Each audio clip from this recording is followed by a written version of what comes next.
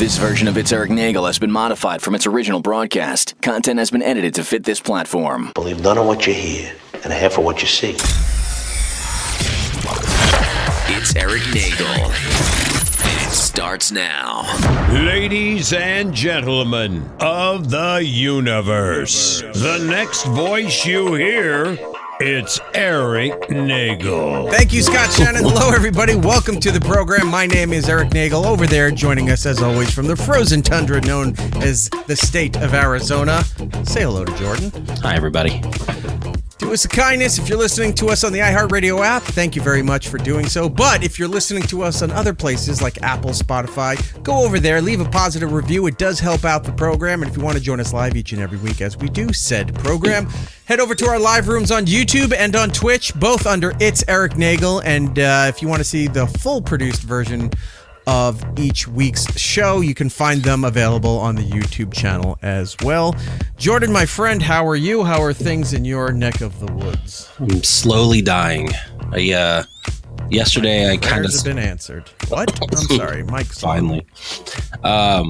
Yesterday night I started feeling kind of like that weird feeling in your chest where you know you're gonna get sick.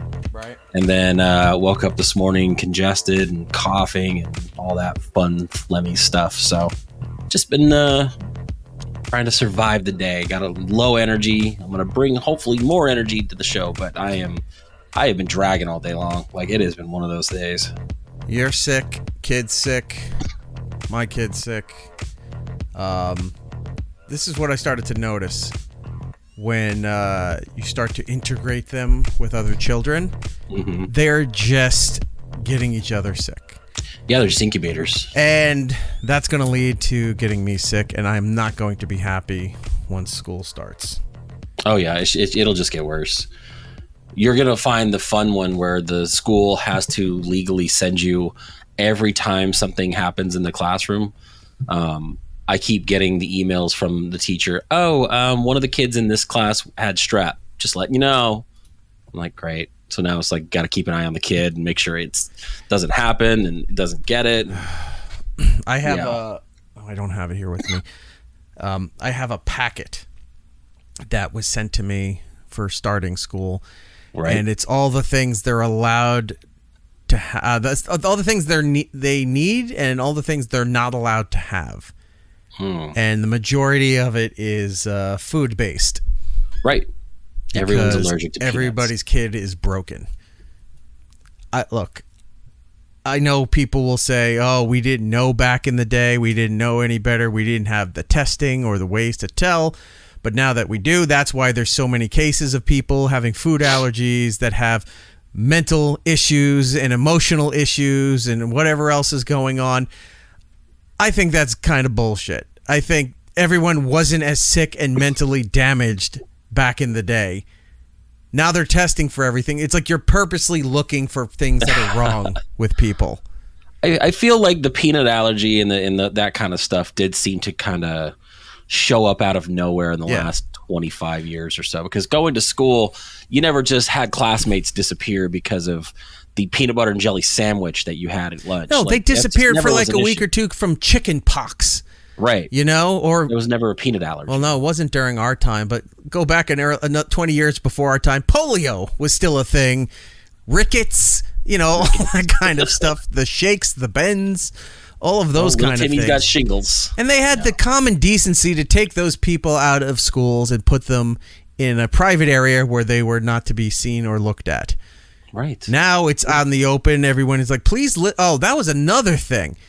There's a list where you have to disclose any kind of medications that they need to be aware of if they're under a certain age. That if they needed, I guess there's kids, it's so horrible that if a kid needs this, but if they needed like an insulin shot or an EpiPen or some other kind of injection or what was one of the things on this? Something for like thyroid? Yeah. I guess like a kid can have like a toddler can have something with a thyroid an issue at that age. I mean, they need diabetes too, not the one that everyone gets. That's 2, right? Isn't that the one type people A, develop? Type B, I don't know. type 1, I think, is the one that you're born with and have to. Okay. So there's diabetes that they have to deal with too, because some of their medications have to be refrigerated. Right. So you got to disclose some of these things for like preschool and kindergarten and I guess elementary school or something. Well, you even have to sign waivers now for things like administering ibuprofen or Tylenol. Like they can't do any of that at the nurse's office. They have to call you because really they can't give you aspirin.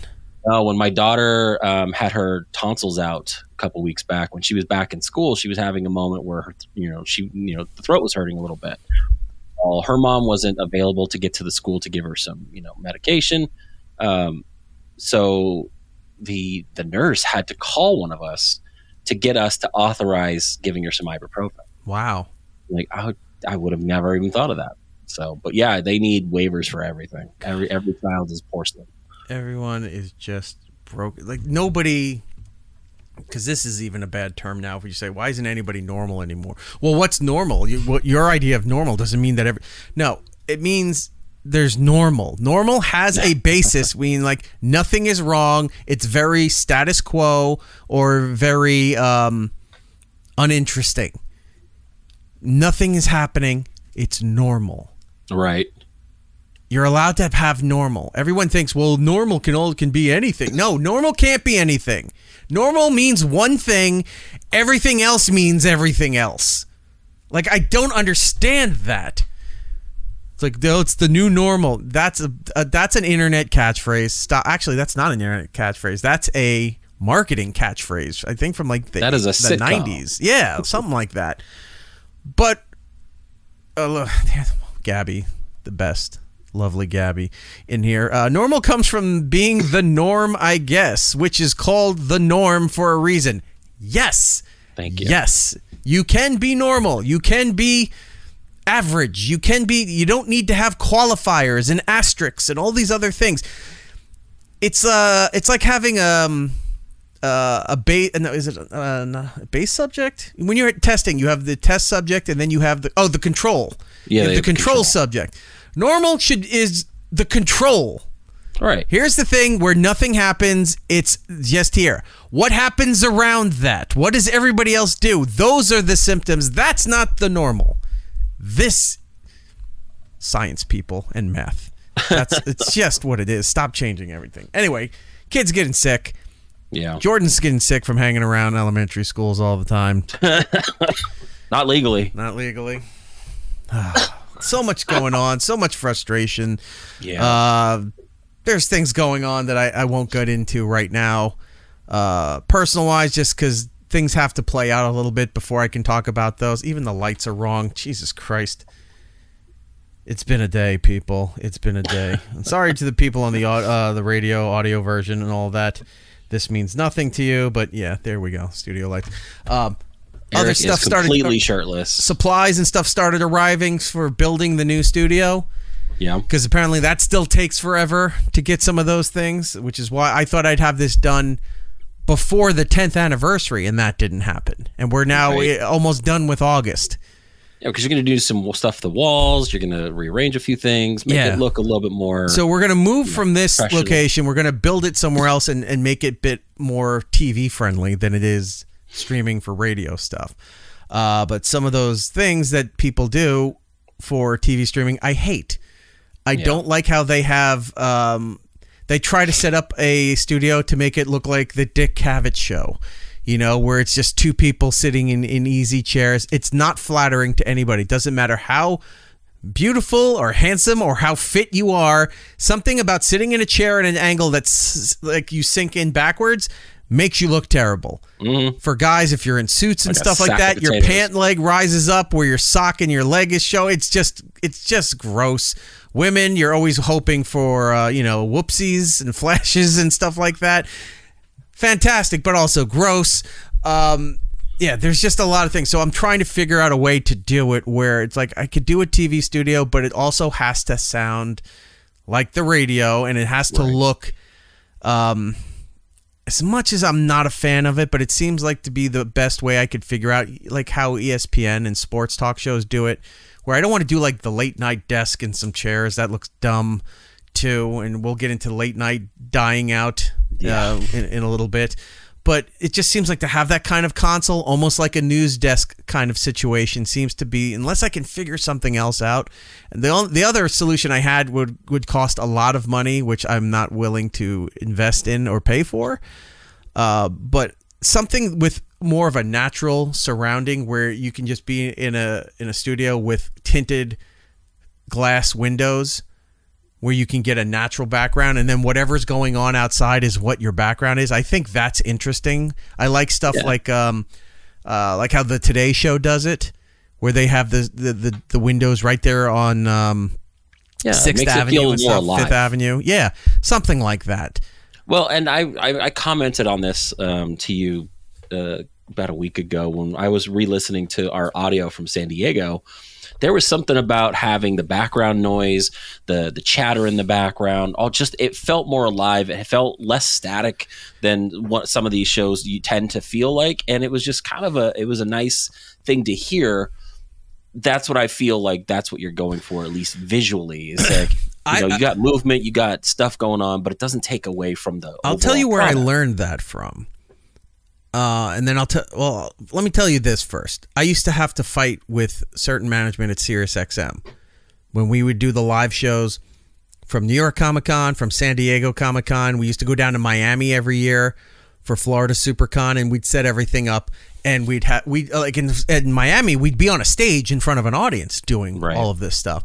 San Diego, we would record it from either the floor or the hotel that we stayed at also had the conference rooms where a lot of the talent from certain properties would come in through the step and repeat, where they'd have they'd do the hits for Extra and Access Hollywood things.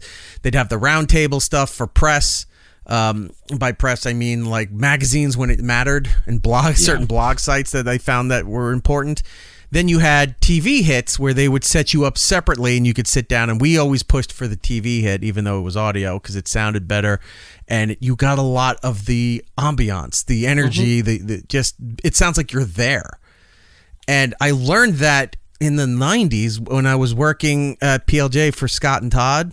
They used to do this thing called the Summer Diner Tour, where every Friday throughout the summer, they were set up doing their morning show from a different diner in the tri-state area: Long Island, the city, Westchester, Connecticut, New Jersey. Every Friday they would set up, they'd broadcast live. You'd hear the people eating. It was just, there was something about it that sounded great. And then when we were doing O&A on XM, they would try to, we wanted to do live spots, and then they had us, like the first year or two, that we were doing stuff from like electronics expos, EEO out in Vegas and things, but they had us tucked away in some places because it would sound better. You're private. I don't want to be private. I want to be out there, because if somebody's out there screwing around or if there's shit going on, you want to react to it live as it's happening. That's way more interesting than planning out the show and sticking to exactly to what you have written out or bullet points or something like that. It's great to have that kind of thing. Yeah, because we were at San Diego, we were doing the show. We had kind of an idea of what we wanted to do, and the next thing you know, Trevor's running around in his suit. Someone's getting on bicycles and riding around. Like, it is fun to react to what's going around you, even though, even in an audio medium, it was so, I hate the term sometimes, but it's electric. Like, you know what I mean? Like, you get that feeling. Woogie. Yeah. I hate it. Everyone uses that, but yeah, it was nice. So, instead of saying it's electric, you just say it feels alive. You're feeling, I hate the term energy, it's less static too, but you feel what the room feels like. Yeah. And that it does translate well if you know how to handle it right. If you try to block everything out, it's like, then why go there? Why go to these spots to do things? Oh, you get access to guests and stuff. That's fine. Yeah, so what? But if you're in a conference room and it's all quiet and you bring them in, that's why Radio Row thrived too when they started really pushing it for the Super Bowl. Because all these sports shows or morning shows who were down there, you're hearing the commotion of everything going on, and the players going back and forth, and somebody off in the distance makes a comment, and you're like, what's going on? And then you hear them back. It just sounds like it's bigger than it is. Right. And sometimes they are big. You're at the Super Bowl. WrestleMania started doing it. You had Wrestlers Row. And we would do the morning. Like, I remember Sam and I went out there a couple years for O&A doing that. And Chad Duke's show used to be out at there at Radio Row doing all that stuff. Peter Rosenberg from Hot 97 and ESPN here in New York. Like, we'd see all these people every year for these Radio Rows. And they sound great when you go and do all of that stuff. Anyway, bringing it back to this. So when we're trying to build the new studio and everything, that's what I'm trying to keep in mind. But there's only so much you can do, you know, unless we're in Manhattan or you're in a city that gives you that kind of opportunity. You have to build a closed set, and I just don't want to have it where it looks like a really ridiculous talk show, because I think that looks dumb too. So we're still working on it, still trying to figure all that stuff out. Supplies are coming in. Also, a couple of people have written me the posters for the 10th anniversary. Yes, they're done. They're all done. Let me see if okay, this is part of the first 100 that went out. They're right here. Okay, so there's boxes full of them. They're all labeled. They're all ready to go. I just haven't gotten them over to the post office to ship them yet, because considering the weather over there, you don't have a boat. I could see why you haven't been. Yeah, there was a lot of rain the last week that was flooding the whole Northeast. I'm sure you saw clips online. Connecticut and Long Island got their teeth kicked in with it, but around here I was showing you photos of like out neighbor's front door, like, hey, the street's gone. It's a river. It's pretty amazing what's happening here. Anyway, I will get out there. I tried bringing them, I think, the middle of July. And the lady at the desk told me no. And she goes, how many of these do you have? I said, I have 100. No, we're not doing this. We have to do it. It's your job. You have to take this. I was going to say, how do you say no? We can't ship. Because she said it was good. She has lines. She was the only one working there. She can't do this. I said, just measure it out, how much it is, and then just give me 100 whatever the equivalent is for 100 of these with stamps or something. Right. I'll throw them on there. I have a couple that have to go international, so I got to file them differently. Because you got to put custom forms on those fucking things if you're shipping them out of the country. So they wouldn't take I have to do all this myself. So I have to go sit down and go through the post office website and do printouts for all of these things. I was going to say, couldn't you print out your own stuff and just do a drop off? That's what I have to do. Seems pretty ridiculous. And I've been doing a lot the last few weeks. We had San Diego. I had stuff in DC this week. I had a lot of stuff going on. I haven't been around to sit down and just do this. And when I do have time to sit down, I need to decompress. My mind goes to shit, and I'm wind up playing video games until the sun comes up. And that's not healthy, but I have a lot of free time on my hands right now. So that's what I get stuck doing. But I promise you the posters, they've been done. They're all signed, ready to go. I will get them out. I apologize for that. All right, let's get into something that actually has to do with a show here. Where do we want to start off with here? You went to Limp Bizkit. I did. So last Friday, you know what time it is. Keep on rolling, baby. Biscuit in here, do I? I don't know. I have I'll have to find that. I have the version we did about Roland, our old talent booker. That would have been funny. Okay, go ahead. Yes, anyway, you went to Limp Bizkit. I did Why go to Limp did you Bizkit. Go to Limp Bizkit? So I did want to go to Limp Bizkit. I will preface it with that. It's someone that I hadn't, seen live yet. You know me, I go to concerts because a lot of times I want to experience some of these people, especially bands that I've grown up listening to or stuff from the 90s, only because I know they're not going to be touring forever unless you're, like Kiss or something. So originally I wanted to go, and the idea was a friend of mine was, we were going to plan to get tickets and do it. Well, it's Aaron. You can out him. It was Aaron from the I Didn't Watch It podcast. The I'll Watch It Later podcast. Yes. So originally we were planning on getting tickets together. He went ahead and bought pit tickets for him and his brother-in-law, Scott, our other co-host, and didn't really loop me into that plan. And I'm like, well, I don't want pit tickets. Okay. I'm too old for this shit. Right. I am. So we got into a big old fight about it. This was months and months ago. He then, to make it up to me, bought me a pit ticket anyway, even though I told him there's no chance I want to do it. I don't want to do that. If I'm you not don't buying know, my Jordan, ticket. if you're not aware, if you're in the pit, you got to punch and kick. And then you got to go fuck up shit. I did both. So he buys that ticket. Great. And then Scott finds out he's going on a cruise. He's not going to be back until the day after the concert. So my brother ends up getting that ticket. So we all three go to Limp Bizkit. Mind you, it's an outdoor event in Arizona in August. That sounds horrible. It was like 111 degrees that day. This was last Friday. So we get into the pit. We arrived late. So the opener was Corey Feldman. We missed him completely, thankfully. From what I hear, he was terrible because the heat warped his stuff and he couldn't play any of his videos because his computer was on the fritz because it was so hot. Oh my God. Was he plugging in his laptop like to play something? Oh my God. So he didn't have his backing I'll give kudos drums. to Fred Durst for that. He knew that was a shit show and that people would come to see that and then hang around for them. Well, the tour is called Loserville. Yeah. So, like, I mean, you already know this is because Wienerville was copywritten by Nickelodeon. Right. So you've got Corey Feldman opening. That was just a disaster, apparently. You had this rapper named Bones, and he was the guy I showed you video of. And you're like, that sounds horrible. It was that was him and his buddy. Because he couldn't get Thugs and Harmony to come with him, so Bones was going solo? I don't know who this guy was. It wasn't terrible, but I feel like even when we showed up late, it ran too long. Like, just get to Limp Bizkit. We want to get out of here. Right. So they did that. It was hosted kind of by Riff Raff. I don't know if you know about that guy. He's always in neon. He's got gold, like... Yeah. Somebody I know went to his MTV concert and she told... I think it was a girl who told me this. Somebody I know went to a concert one of his a while ago and said how terrible it was. He is weird. The movie Spring Breakers, James Franco's character is kind of based on him. So he's just kind of like just like a crash. Yeah. So he was kind of hosting. So like between sets, he would do kind of like a behind the scenes thing, which was kind of weird, but whatever. So then Limp Bizkit comes on. We're in the pit.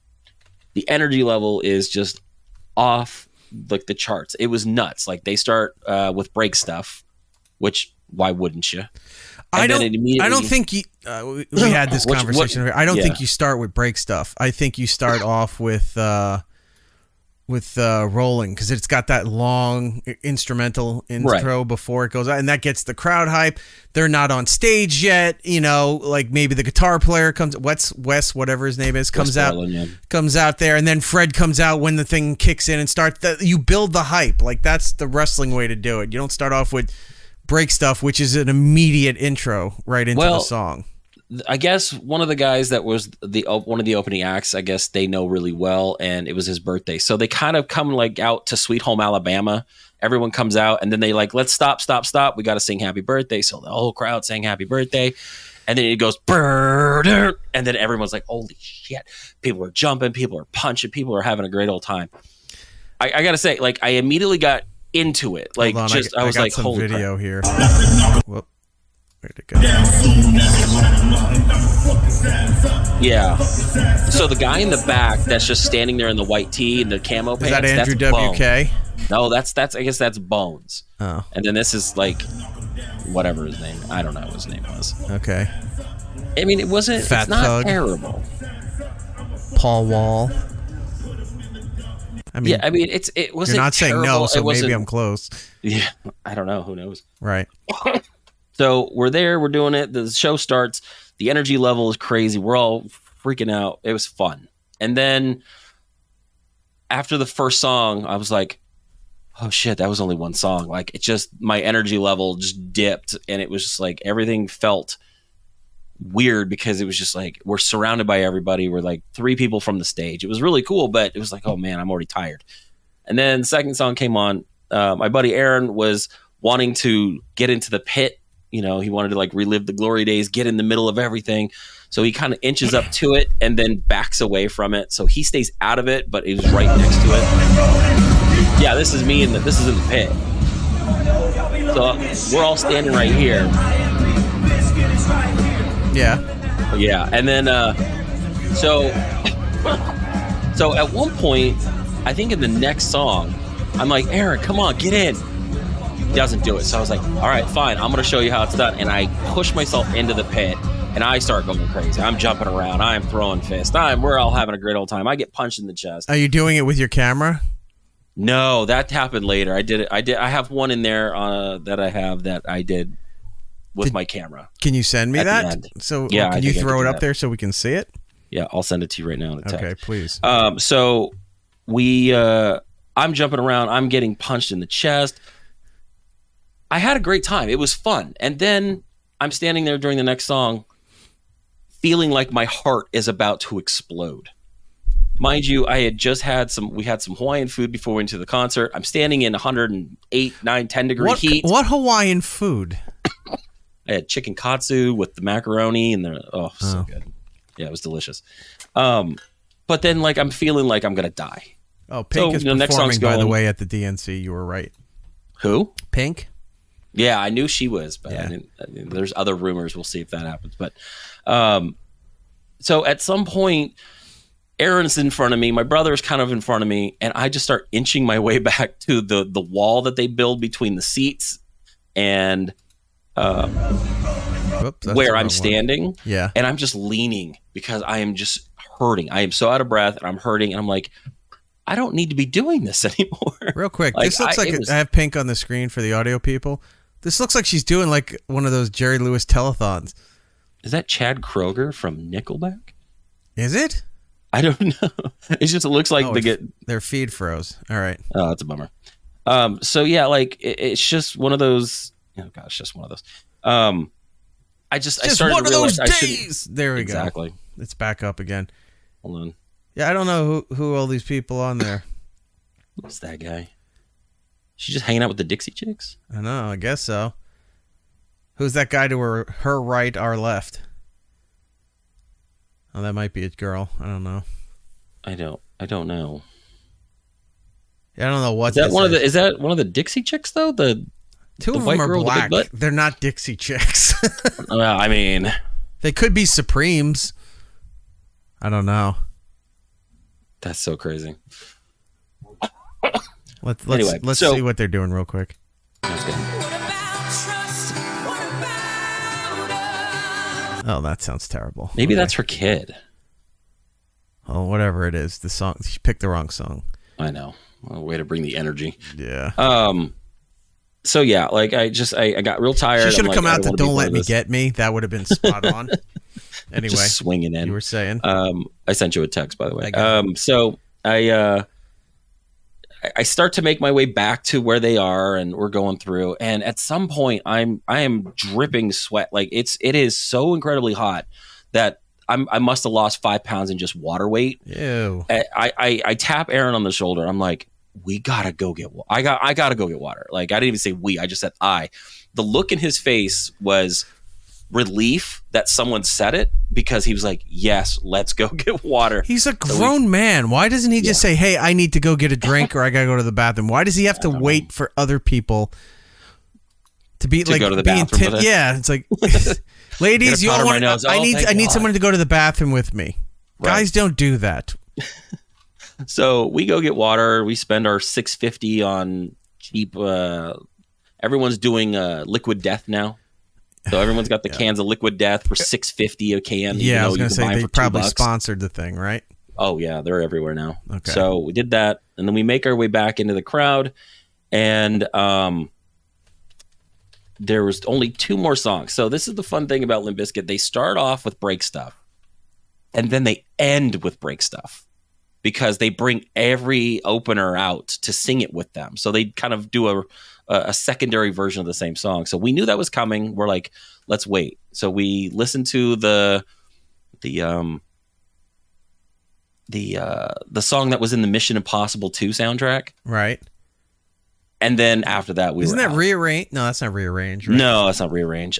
For the life of me, I can't think of the title of the song. It's in the video I just sent you. So if you want to play that, if you got it, we can do that. But, yeah, I got it right here.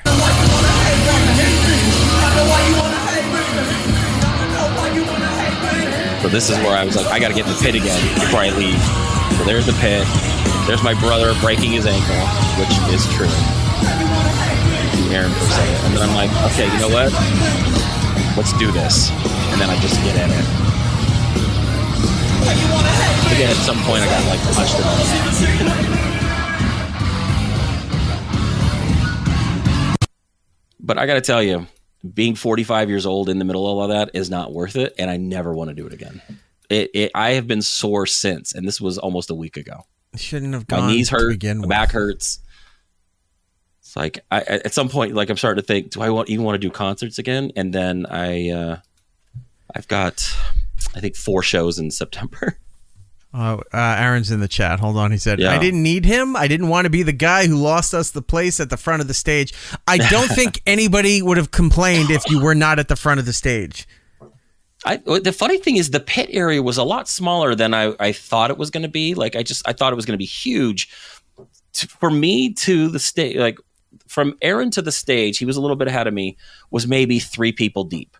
And then he's right there at the barrier. Right. For me to go back to the barrier between where we were and the pit was probably 5 people. Like it was a very narrow corridor, and it was from like side to side of this amphitheater area.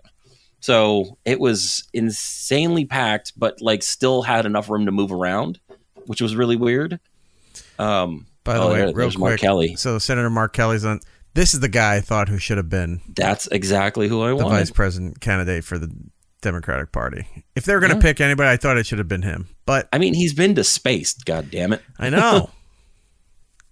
But he Former seems astronaut. like a guy who doesn't take any shit either. No, probably not. And plus, if something happens to him, we can replace him with his twin brother. It's an easy switch. Yeah. A Freaky Friday vice president situation. The guy you got now seems to, Yeah. he wants to hug. Walls. Yeah, he's very sensitive. He's a Yeah. nice guy. He's got a flannel. But yeah, I'm tired. I never want to do the pit again. Again though, I had a great time as far as the band. Limp Bizkit was actually really good. And I still want to see these acts that I haven't seen. Like I'm going to Green Day and Smashing Pumpkins in September. I'm going to see what was it? Creed and Three Doors Down. Like, so I've got a list of things that I'm doing. Are you going to all the bands you missed in high school? It's like, hell, they're Pretty still much. touring. I'm going to go see them now when they're 20 years past their relevance. Some of them sound. I mean, Fred Durst is as old man as he looked with his big white No, beard. he sounds looked fine. like me. Yeah. He sounded fantastic. I notice he doesn't wear his red hat anymore because it means No, something but everybody else now. else did. Yeah. Oh my God. This is another thing. We talked about this on our other show. So go check it out and I'll watch it later podcast. We were walking up, 3 of us, all white dudes, walking up to the venue. We showed up a little bit late. Sometimes they have people on the outside of the venue trying to sell you water because you could bring like a bottle in as long as it's sealed. So they're like $2, you want water, you want water. This black dude was sitting there with a big old cooler and he was talking to people and, people were walking past him and he's saying, hey, we got water. Hey, I got water. I got water. He sees the 3 of us, white guys. He goes, hey, I got water. And we're like, yeah, no, thanks. We're good. And then he does this. And I never experienced this before. He goes, I have Trump t-shirts. And I'm like, I thought he was going to say he is called that you like supposed the to F mean? word or something. You Right. want to buy his water. All right, honky. No, he wanted to sell us Trump shirts. I didn't hear him once tell anybody else this, except when the 3 white guys come walking past. I got Trump t-shirts. And sure enough, when we're walking out, so he was selling Trump t-shirts to another white dude that was looking at him when we were on our way out. I'm like, Was This is Aaron reverse upset rape. they didn't have it in his size? we thought about buying it as a joke to wear on the show, but we didn't because they didn't want to spend the money. But we just thought it was weird. It was almost like a weird. We were thinking like, is this reverse racism? Is it because we're white? Like we were supposed to look like we would want these shirts? It was just it threw me off completely. It was could be that, or it hilarious. could be game recognized game. Right. Like he might be one too, and he's like, hey, got to make a buck here somewhere. I don't know, man. But yeah, it was weird. If you want to talk about Trump, so I'm not a meme guy. I don't really give a shit about memes. But I saw a little video Send them to me, clip like all pop the time. up. And what? You send them to me like all the time. I send you Simpson stuff. That's a little different. I'm okay with that. So this popped up, and you know how we were pushing for a while that we were going to bring back the hard R? And I am with it. then we started to see the hard R being used in regular life again. Like people It really does come up a lot lately, doesn't it? Not just with us, but I mean, it seems that a lot of people are using it. It's being said on television. Like it's coming back. Yeah, in a big way. So, you know, we can use the DNC here as an example of some of the problems that they're having, where you're seeing. I was reading a piece on what's her name, Cortez, AOC. Mm-hmm. And they were talking about how her little group may not be as influential within the DNC. The squad, yeah, as it were. Everything has a brand anymore, because a lot of the people that were kind of with her at the beginning are now moving back to being more centrist, right? Because their governing bodies, their what are they called? Their constituents. Not really feeling the super progressive, ultra left shit anymore. Like they're kind of being the progressiveness of some certain things, but when you go too hard, right, one way, and we'll talk about it, especially with the Acolyte and stuff like that.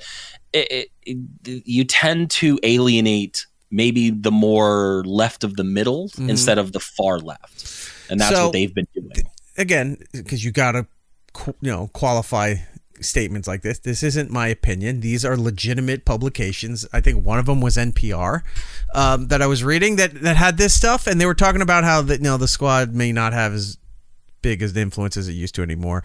A lot of the Democratic candidates are moving more centrist again because I guess even people on the left side are getting tired of the super left stuff. They want to be a bit more level with some things. Right. So they're moving back based on what's going to get them elected and what their constituents want and what is trending within these polls and what have you for what they're for the people they're overseeing. So that's when you started seeing more of these phrases and terminology starting to surface again, because it's not having to worry about getting canceled as much. Not saying you can't, but as much anymore. Anyway, this video clip popped up with Trump, and I just started laughing. Here, take a look. Wow. I didn't know that. I just, you're telling me now for the first time. Stupid. That's hilarious. That is hilarious. It's like, you can't at work? Really? We used to do that all the time. Hold on. We did it for years. Glad to see it coming back. Anyway, that's the only reason I brought him up, because it was in there. What's going on with the DNC? I was going to say anything special? Any surprises? No. I know everyone's expecting surprises. No, nothing yet. If I have them on the monitors and stuff, something pops up, I'll bring it up there. I'm not going to say this because you and I talked about it before, but I had heard something about this a couple of days ago, and I was like, that has to be bullshit. That can't be real. Which one? But I didn't talk. Rumors floating around. I didn't talk to you about it. You'll know. Okay. And then you told me this before the show. And I went, wait a minute, I heard something about that like 2 days ago, and I thought it was bullshit. So the fact that you said you heard that might be gaining some legs. Yeah. It could be. It's like when, I'll put it like this. It's like the speculation when people think who's going to come out as a number during Royal Rumble.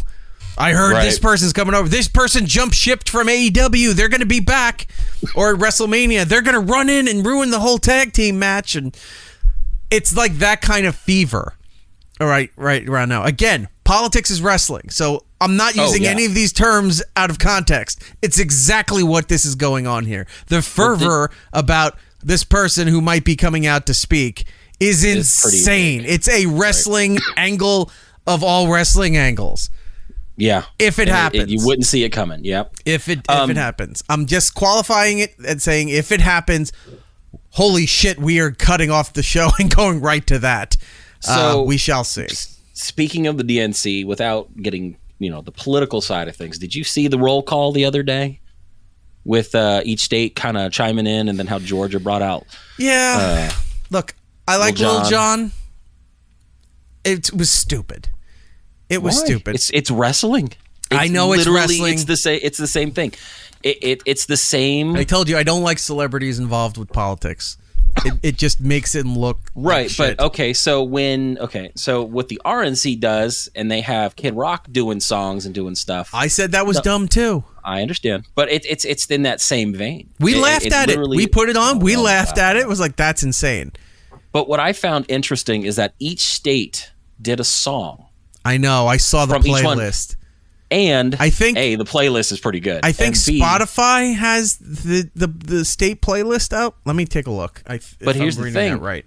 They had to get permission from each artist to put it up there. That's impressive. And because most of those artists usually say, "Hey, cease and desist, take it down, stop using our stuff." Not one word. No, because it's the Democrats. Because they're not going to say no. Because even if they don't like them or their politics, or if they don't, the label's going to push for it, and then they're going to be out. Outside. No, I'm mixing two words. Blackballed. I'm thinking chastised, but there's something else too. But anyway, you know what I'm trying to get at. So they're going to be circumcised from the music industry. It's going to affect them, but they see how all these cheap pops work. And then somebody shows up, your song shows up at number 1 on Spotify and Apple and all of that stuff because of these cheap pops. So, of course, they're going to say and do it. Maybe it wasn't Spotify. I thought somebody had the playlist available of all the states. I remember I've got it seeing it on Twitter. All right. Well, let's see. There's ones made by people. I thought there was an official one, but we got Sweet Home Alabama for Alabama, Portugal the Man, Feel It Still for Alaska, Edge of 17 by Stevie Nicks for Arizona, which is pretty cool. It's all dumb. Yeah, I mean, it's fine. Dumb. California was cool because they had Dr. Dre with California Love, and they kind of like a mashup. And then, of course, Michigan did Eminem, and it's just some of us. Lucy Moody in the chat saying, just another excuse to make us have to listen to Stuck in the Middle with You by Steelers Will. Yeah, and nobody dies. Nobody gets their ears cut off. Whoa, we don't talk about ear damage. Not at the DNC. That would have been great. If he came out, if he came out to that song, if he came out to Steeler Wheels, and then he's just doing the little dance, what Michael Madsen's doing when he's got the blade. That would be fun. Because it's close up to the vest like this. Trump could have pulled this off.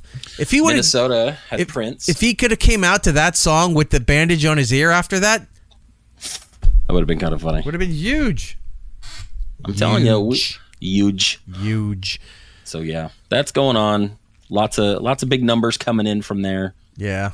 Everyone's watching it. 20 million, I think, viewers. There was something I wanted to laugh at, but I'm glad I did my research to see that. I was like, yeah, all right, I'm good. I didn't. I'm glad too. Well, to be honest, in full disclosure, I didn't post anything because I thought it was too easy. Everyone's probably already doing it. Oh, yeah. And then seeing the outrage and me not understanding the outrage and then looking into the first layer of it, I go, all right, well, that I get it, but it doesn't really mean anything for this part.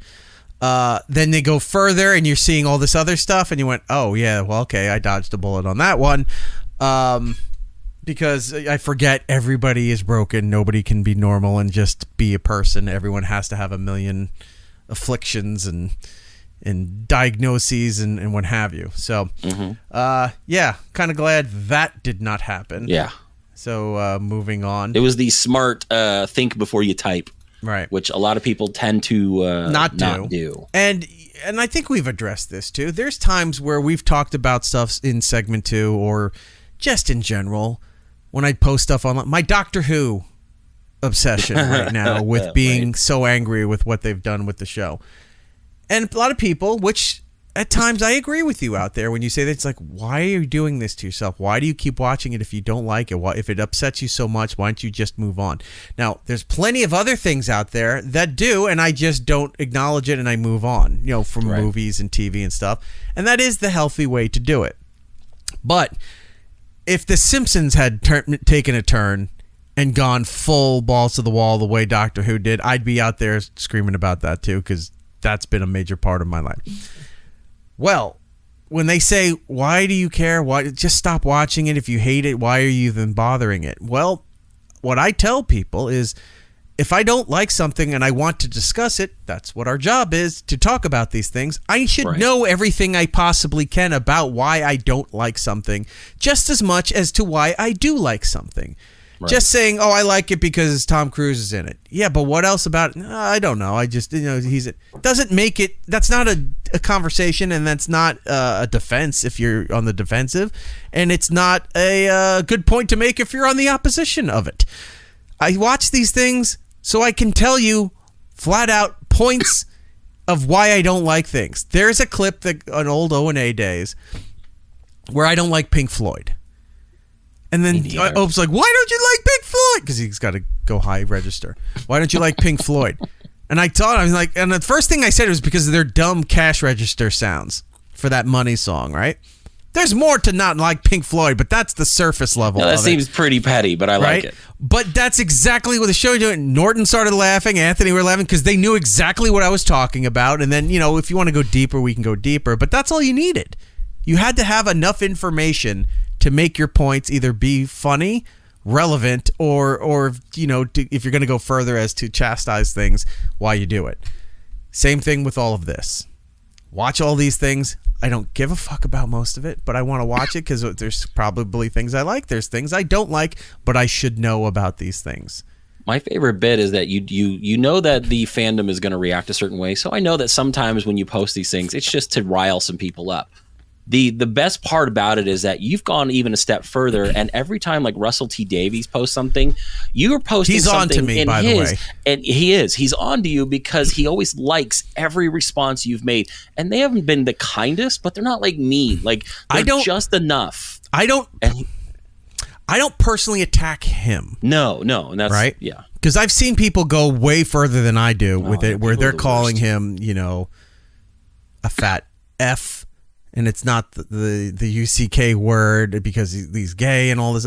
They've said a lot of horrible things to him. Right. Now, I don't know the guy as a person. I'm not going to attack him like that.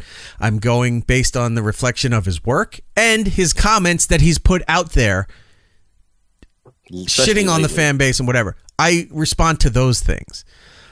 What you're talking about is, yes, there was another post where maybe I should bring it up. Do I have the screenshot still? All right. If I don't, he was talking about, he was at a table read, and they're for the next season, which doesn't make any sense because I think the season is already done. They shot them both back to back. So this must just have been photos he was sitting on. Maybe. So for the first episode that's coming out in the new season, it's called The War Between the Lands and the Sea. Yes. And it's apparently like a 4-episode story arc. Right. And when I saw this, all I could think of is the Kanye Gayfish song from South Park. So I responded to the thing and I said to him, is the South Park Kanye song in this? Right. Now that some people didn't understand what I meant. Other people got really upset by it. Mr. Davies liked it. Now, I've been seeing this pattern whenever I make shitty comments or offhanded comments about Doctor Who stuff.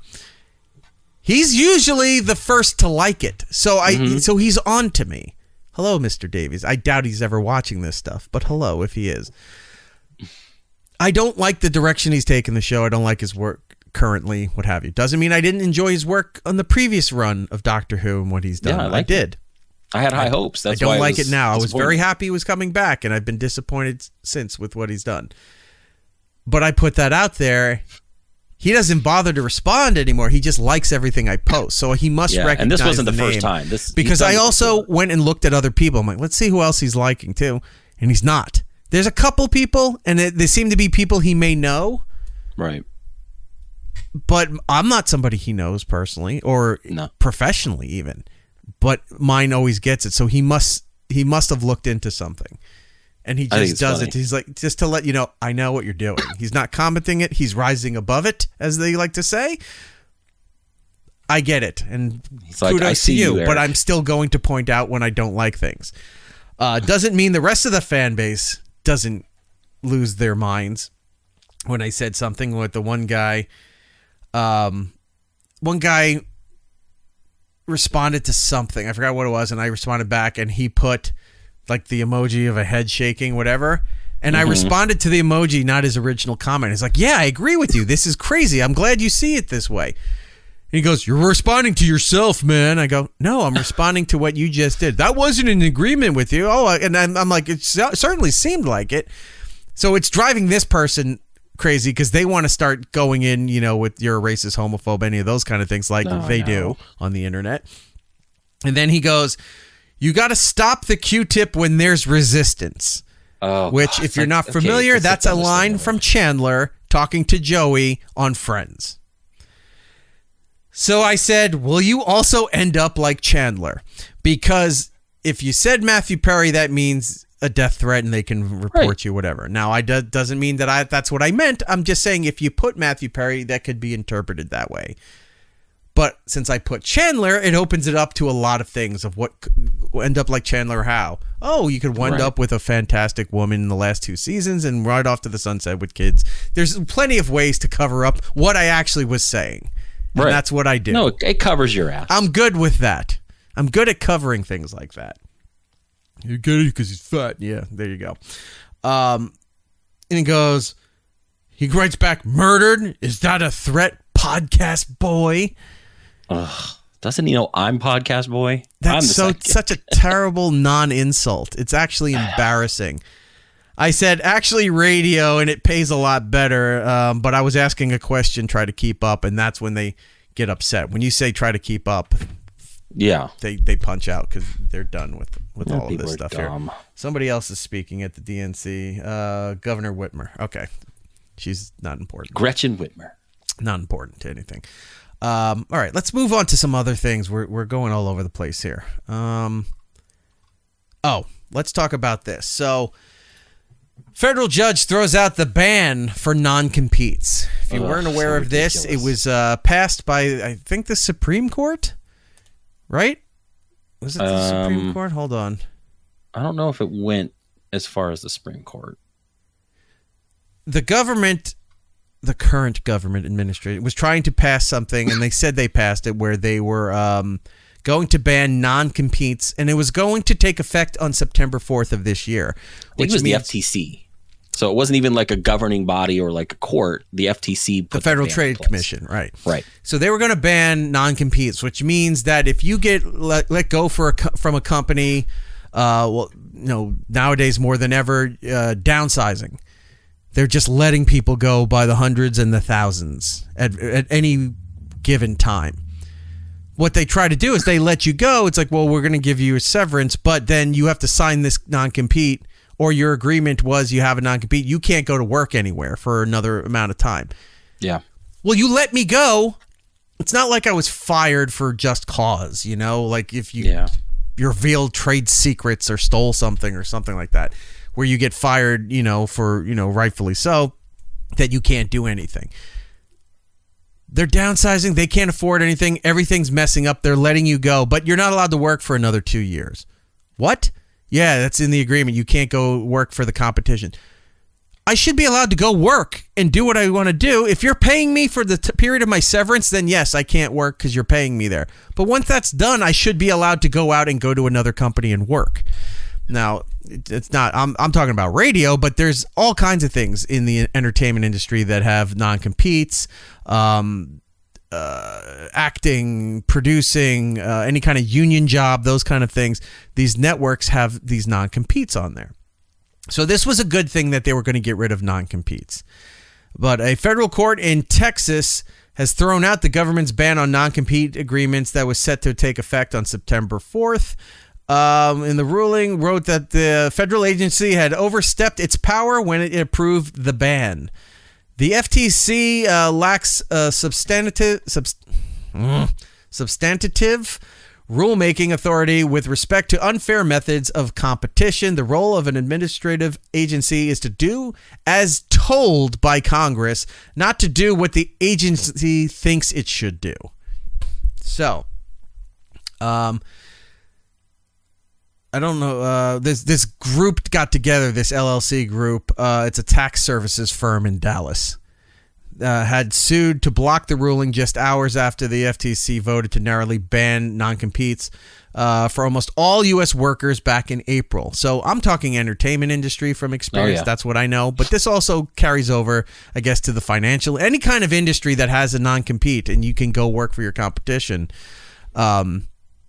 They got rid of it because they're all trying to say you have a right to work. Well, and this article basically says that 30 million people, or 1 in 5 American workers, are bound by non-competes. Employment agreements typically prevent workers, everyone from minimum wage to CEOs, from joining competing businesses or launching one of their own. So it essentially stops anybody from doing, like you said, going into a business that they know in a field which that they know. Which is not very capitalistic in a capitalistic society, in an economy where, look, people get mad when it's the ups and downs of being in capitalism, when they're like, well, all the money's going to these rich people and none of the younger people or the lower level people are getting any of the money. Yeah, it sucks, but it's also capitalism. So unless they're doing anything technically illegal, that you can't. It's really hard to do anything about it. Yeah. But you also want free trade. You also want fair competition. You want all these other things that come with having a capitalistic economy. And if you're preventing competition, that's a problem. If you're preventing people from having a way to make a living, is a problem.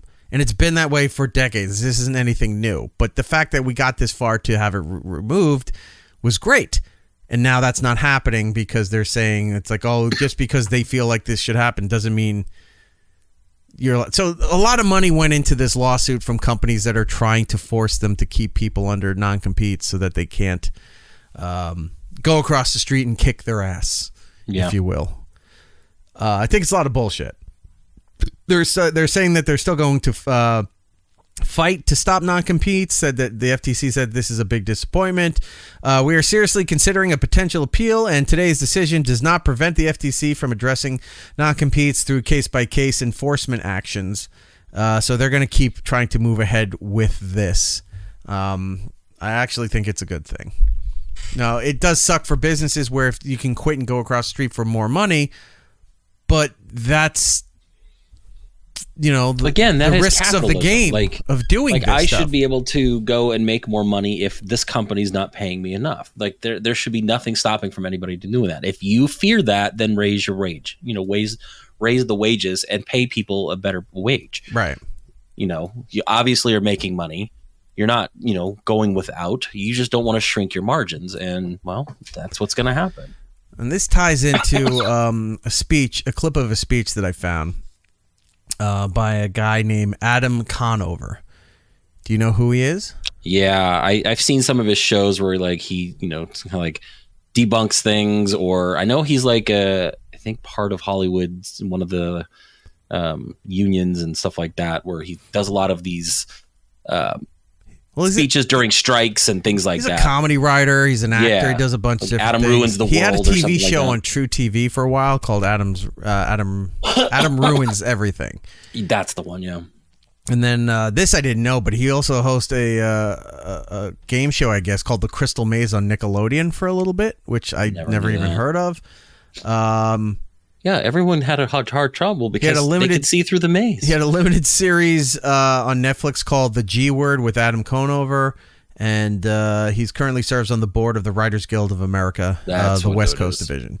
So yeah, I kind of heard about him or whatever last year when all the strikes were going on. Now we have the new strikes going on for the Animation Guild, and also the guild for the voiceover community, voice acting, especially like in video gaming and things like that. Yeah. Right. So all that's going on. So he went and spoke outside during the rallies.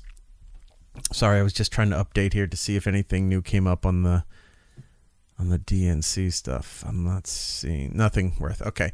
So he went and spoke to them, and there was a part of his speech that kind of resonated with me because it can apply to a lot of things nowadays. And being in the radio and TV industry, this definitely applies, especially, you went out to that convention with me. You saw all those radio people, and they were all working their ass off, networking their ass off, trying to make connections to build up their careers, their shows, syndication possibilities, all of these things. and the overlooming layoffs were happening while that convention was going on. Right. And on that following Monday, so many people from iHeart got blown out. They came back from that thing and then found out, oh, I don't have a job anymore because the company went through another round of layoffs. And it's just insane right now how the entire industry is collapsing because of poor management, and they just can't. They all say, well, there's no money. No, all the money's gone. There's no money to afford these people and pay for these things. But you're still paying all the top syndicated talent, and none of those executives are taking any kind of pay cut for everything going on. So you're chopping the company up at the bottom, and then it's just going to, collapse on itself, and they'll walk away with a golden parachute and not give a shit and try to move on to the next thing. Anyway, so his speech, he's talking about guilds and the unions and dealing with companies, and I think this applies to a lot of everything else that's going on too. So let's take a listen to Adam. Something that I want to hear you never say again, because something that workers in this town say all too often is we say, you know what, they don't respect us. They don't respect what we do. They don't respect animation. They don't respect writing. They don't respect whatever your craft is, right? And that's why they won't give us what we deserve. And the next time you hear someone say that, I want you to tell them that is exactly what the companies want you to say. They want you to believe that their respect fucking matters. It does not. You do not need their respect because they will never give it to you. I sat across the table from Carol Lombardini and all of those lawyers. I saw how they look at us. They belittle, they attack, they denigrate, and they do that strategically because they know if they can make you believe that you do not deserve better, then they win. But the fact is, it is a lie. Your work makes these people hundreds of millions of dollars. No one else's. Your work. They need you. Their respect. They need you. Their respect doesn't matter. What matters is your respect for yourself. And if you respect yourself enough to say, you know what? I will not work for you until I get what I deserve, then you will fucking win. Very well That's put. very well put. Which is, it's funny that they're even having to do this with the animation strike and things like that, considering that I think 2 of the top 3 movies this year have been animated movies. Mm-hmm. You know what I mean? Like Inside Out 2 made billions of dollars. And, the Despicable Me 4 made a ton of money. Yeah. You know, it's like animation is dominating this year. Pay them. Video games have this research. Not that there was a period in the 80s where video game industry crashed, and it was nothing like it is now. But that's how Nintendo forged through the flames and came out and rejuvenated the entire video game industry. Oh, the home console market was just on the outs. Right. You know, Atari was failing. Everything was failing. And we're in yet another golden age, a big boom, if you will, for video games since the pandemic. The pandemic kind of jump-started that whole industry up again. And then you have companies closing because they're just like, this isn't going to work. So they shut it down. Microsoft buying a bunch of studios, Sony buying a bunch of studios. And then this shit happens where they're like, oh, well, we kind of got the lock on this whole industry, so we don't need to pay anybody anymore. We can just start whittling it down and they can't do anything about it. Well, here we are now.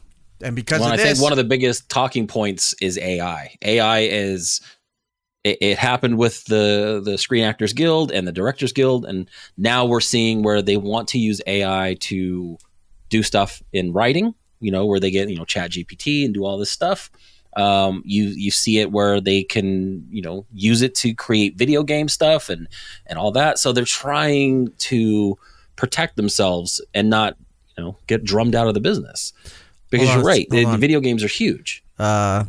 He's new to the chat. Ruz, we're all locked up inside playing Animal Crossing. Yeah, because that was the first game that came out as the lockdown happened. So everybody was like, "Oh, something new. This is what we're going to do." Everyone thought this was going to be maybe a month at most. Oh, no. You know, like nobody could see where it was going. It's like there's no way the world's going to be shut down this long. And lo and behold, there it was. But because of that, games that were popular had bigger booms like Jackbox. Because people were figuring out Discord, and people were figuring out ways to connect and play multiplayers online that weren't playing games like this before. Right. So any kind of game that had some kind of multiplayer community, you could be social with people while playing these games, became huge. I know Sea of Thieves had a big boom because of this stuff. What was the one with the guys in the color suits where they're in this spaceship? Among Us. Among Us was like those kind of games became big. Party games, just like think about like a Mario Party type game, like just things that you can take small bites. You don't have to spend a ton of time in. Everyone can be social. Everyone can have a good time. You and I and Giddles and everybody, we used to stay up until all hours of the night playing Discord. Yeah, and not Discord, but like you said, Jackbox. Like we were doing games on there, and it made it easy to do that and be social and have a good time. And, it kind of declined a little bit once everyone was allowed out. But, you and I still play games, weekly. Yeah. Sometimes daily, depending on, the mood. And when Rob was just fucking awake, because Rob's turning into a real person again. I've been, that was been my problem this past 2 weeks. I feel like I've been a real person. But I unfortunately, quick side note, I became a real person last night. I blacked out by 10. I was surprised. Usually you send a message and it's usually around like 10 o'clock, 10:30 my time. Anyone around? I was sitting there. I heard nothing for from some you. reason. You were like dead. From 8 o'clock on, I was like, I'm collapsing. I don't know what's going on here. And then by 10 o'clock, I said, I'm just going to bed. And I went right to bed, and I woke up. I was in bed before 10. I woke up at 11 something this morning. I slept 12 hours. It was beautiful, considering I hadn't been sleeping much the last several days because I was going to bed anywhere between 6 and 8 in the morning. And that's what's been going on with that. It's been one of those things. And right now, during as we're doing the show, this has been a week where Gamescom has been going on. There was just a lot of information to bring here today, so I'm going to compile it all. Next week we'll talk about all the big gaming news, some of the new release dates, new trailers have been coming out. So gaming is huge. Like, pay these people, but make quality games. Like, that's the other thing. You're churning out garbage and shuttering studios. If you're going to pay these people, make quality products. Don't do the Nintendo model where they're like, we're not going to put it out until we know it's good. Yeah. I'm sorry you have to wait 3 more years, but here you go. No, don't put out a game and then you have to do a day one patch and then patches every 3 days and fix the multiplayer and do all this stuff and things look weird. Like, don't do that stuff. Give us quality work. Trust me, there's enough out there to keep us busy. We're still going to support you. Apparently, hell, I was looking at the Steam store today. Sea of Thieves had a new update, so I guess I got to go and do that. I haven't played in a while. Yeah. But I see everybody, like, they made some things a lot better, I guess. Yeah. And people were happy. And then apparently there's some other things that are still broken with the game that everyone's furious over. So no one's ever happy. Not that they're wrong, but it just nobody's ever happy. There's never going to be an update where like everything is great with what we did. Right. All right. Moving on here. So we talked about. Oh wait, what do you have a public Discord for fans? I do. We do. I stopped dealing with it because I don't know. Nobody's in there. No one interacts. Some people really need to be into Discord, and then they do stuff. But if they're not, they don't do anything. So I was tired of trying to keep it afloat. So I just it's there. Do whatever you want with it. I know we stopped doing trailers in here. I think maybe what I might do is I'll start moving trailer stuff over to the Discord. That way, if anyone's in there and they want to check it out, you'll have stuff to look at. We can start being more interactive, if you will. Here you go, Jordan. You wanted somebody to play with you on your Steam Deck. There you go. I love my Steam Deck. I had it in San Diego. I brought it with me. I was playing it for a little bit. Yeah, I thought I had my because I got one of those fucking big ass gamer laptops, where it's you do. all tweaked out, and I had my controller. I figured, one of these nights. The power brick was about the size of a Nintendo Switch. Yeah, it was huge. It was worth the money for that thing. Right. And I was like, I'll plug in. I'll play No Man's Sky at some point during here. I didn't touch the thing all week. I was so busy, except for when we used it to do the show. Right. Which, by the way, there was a convention this week in DC called Podcast Movement. So had to represent a little bit. Somebody told somebody else that I know. They were talking like, Eric, and yeah. I was at San Diego, or I saw he had the setup and everything for the show, and it's like I thought it was amazing. I didn't know. Now this wasn't somebody that came over and talked to us. This was just somebody else, or someone just kind of saw. Okay. One of the consultants. Yeah, Eric had the setup with the cameras, and there was people going over and doing all that, and I was wondering, it's like, wow, why aren't other people doing these things? And I said, they're telling me this, and I went, yeah, I said that too. I saw, and I'll give credit again. Carla Marie and Anthony, they were a show that spawned from Elvis Duran. They were on the West Coast in Seattle for a lot of years. They're doing everything on their own now. They have a Twitch channel and YouTube stuff. I think they only broadcast on Twitch. Go check them out. But a couple years ago at this convention, they set up and they were not live streaming, but they were recording their stuff. And little pieces here and there, something, and doing it for their show. And I was like, because I didn't know, that was the first time I was at that particular one. I didn't know the permissions to do a lot of that stuff. Right. Not that I didn't think to do it. I wanted to do it, but I just didn't know the permissions for that, so I didn't do it that year. But then I saw that, I was like, yeah, all right. So they didn't stream, but they did their recording. I'm gonna get everything set up so we can broadcast live as we did it. And that's what we did. We had everything set up and ready to go. And still, when people see that it's not difficult what we did. It wasn't that complicated to set up. But people were like, I can't believe you did. I was like, we got to do that next year. I had people asking me about equipment. I had people asking me like, oh, who did you get permission from? Nobody. In fact, I was dealing with the hotel for a month trying to get a spot to do it that wasn't in a conference room. And their salespeople just thought it was a party that we needed catering and we had to get these kind of permissions. Like, we don't need any of that shit. I just need an outlet. That's it. We'll do everything else. So anyway. I mean, just getting the internet was already a pain. So the fact that was brought up to somebody else that I knew who was there, and they was like, oh yeah, Eric had that set up at the thing, and that was really great. I'm trying to encourage, I guess, his clients or something to do more things like this. I'm like, again, this drives me nuts. I'm always looking at other shows and other properties, and it's like, how do they do things? Please do something better than I can do, because I'd like to learn. I'd like to see what they do, maybe even copy it and figure out how to do it for myself. And I would love to do that there. And more times than not, they're not doing anything more advanced than what we're doing. In fact, sometimes the stuff we're doing is more advanced than what they have. Not knocking them, it's just a little disheartening for me because I'm seeking other ways of doing things. The fact that I took a lot of flattery, I guess, that we did that show, but then still hearing from other people, like they want equipment lists, they want other things to build these kind of things, that no one thought to do this, that no one is doing this, that nobody has the setup better than what we're doing. And ours was very bare bones. Oh my God, we were using a cell phone at one point for a third camera. Like, I mean, and that was a great workaround. Because for some reason, certain cameras on a USB bank can only power up to 2 cameras. Like if you go further, it just doesn't do it, or there's permissions built into the cameras that don't allow you to see them if it detects other camera. I don't know. I was reading. I went through a Reddit loophole. Yeah, not loophole. Reddit wormhole, trying to figure out some of these things based on like Sony and Tascam and what was the other webcams that we had there? I forget. But anyway, those companies looking through there, and they're like, oh yeah, there's limitations on USB buses, all this. I'm like, why is that a thing?